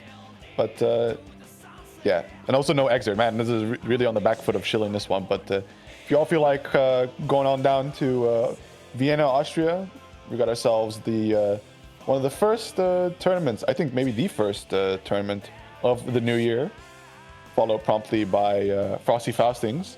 So I hope to see some of the NA side of Rookie Roman cancel over there. Yeah, hell yeah. Come out to Frosty Faustings. That's the last weekend in January in Chicago. It's going to be cold. Everyone's going to be inside playing XRd, and the hearts are going to be warm. It's going to be fantastic. Come play. Also, if you're in the US, or if you're thinking about going to Combo Breaker, just a reminder, or a heads up if you did not notice, this Tuesday, December 30th, 12 noon CST, hotel links and registration information is going to go up for Combo Breaker. So that's this coming Tuesday. Yeah, I know. Well, so it's crazy because last year Combo Breaker was like hotel info and coming soon, or like coming on this day, and then it ended up being the hotel links. So this year they were very clear. The hotel links are coming Tuesday, December 30th, 12 noon CST. So this Tuesday, if you're trying to go to Combo Breaker, you know, fight for your lives. Get some PTO or whatever you got to do. I don't think I'm gonna be there, but it's a fun time, and it has Xrd and it has everything. Combo Breaker is really cool from the looks of it, but like the rough part is, why are they announcing the dates and the hotel at the same time? That's some really messed up shit. Yeah, it's a good question. I don't really know. It's you know, just get all your information at once. You're gonna find out the dates, and then immediately you have to sign up for it. You gotta clear your calendars. Just have plans made for. Well, it's usually Memorial Day weekend. I think is the big part of it. Is Combo Breaker will happen on Memorial Day weekend. Was that this year? So that's in like May. Okay, cool. I will look out for it. Yeah. Before we close out, just wanted to say thank you to everybody who's played and everybody who's watched, everybody who's part in any of my events in 2025. Looking forward to taking that energy into 2026. I'll have a special announcement next time we do RRC all, so look forward to that. Next week will be Burst of 5, and then after that will be Rookie Roman Council. Have one more Burst of 5, one more RRC after that before Frosty, and then I'll be taking the week off for Frosty, but I'll be back after that.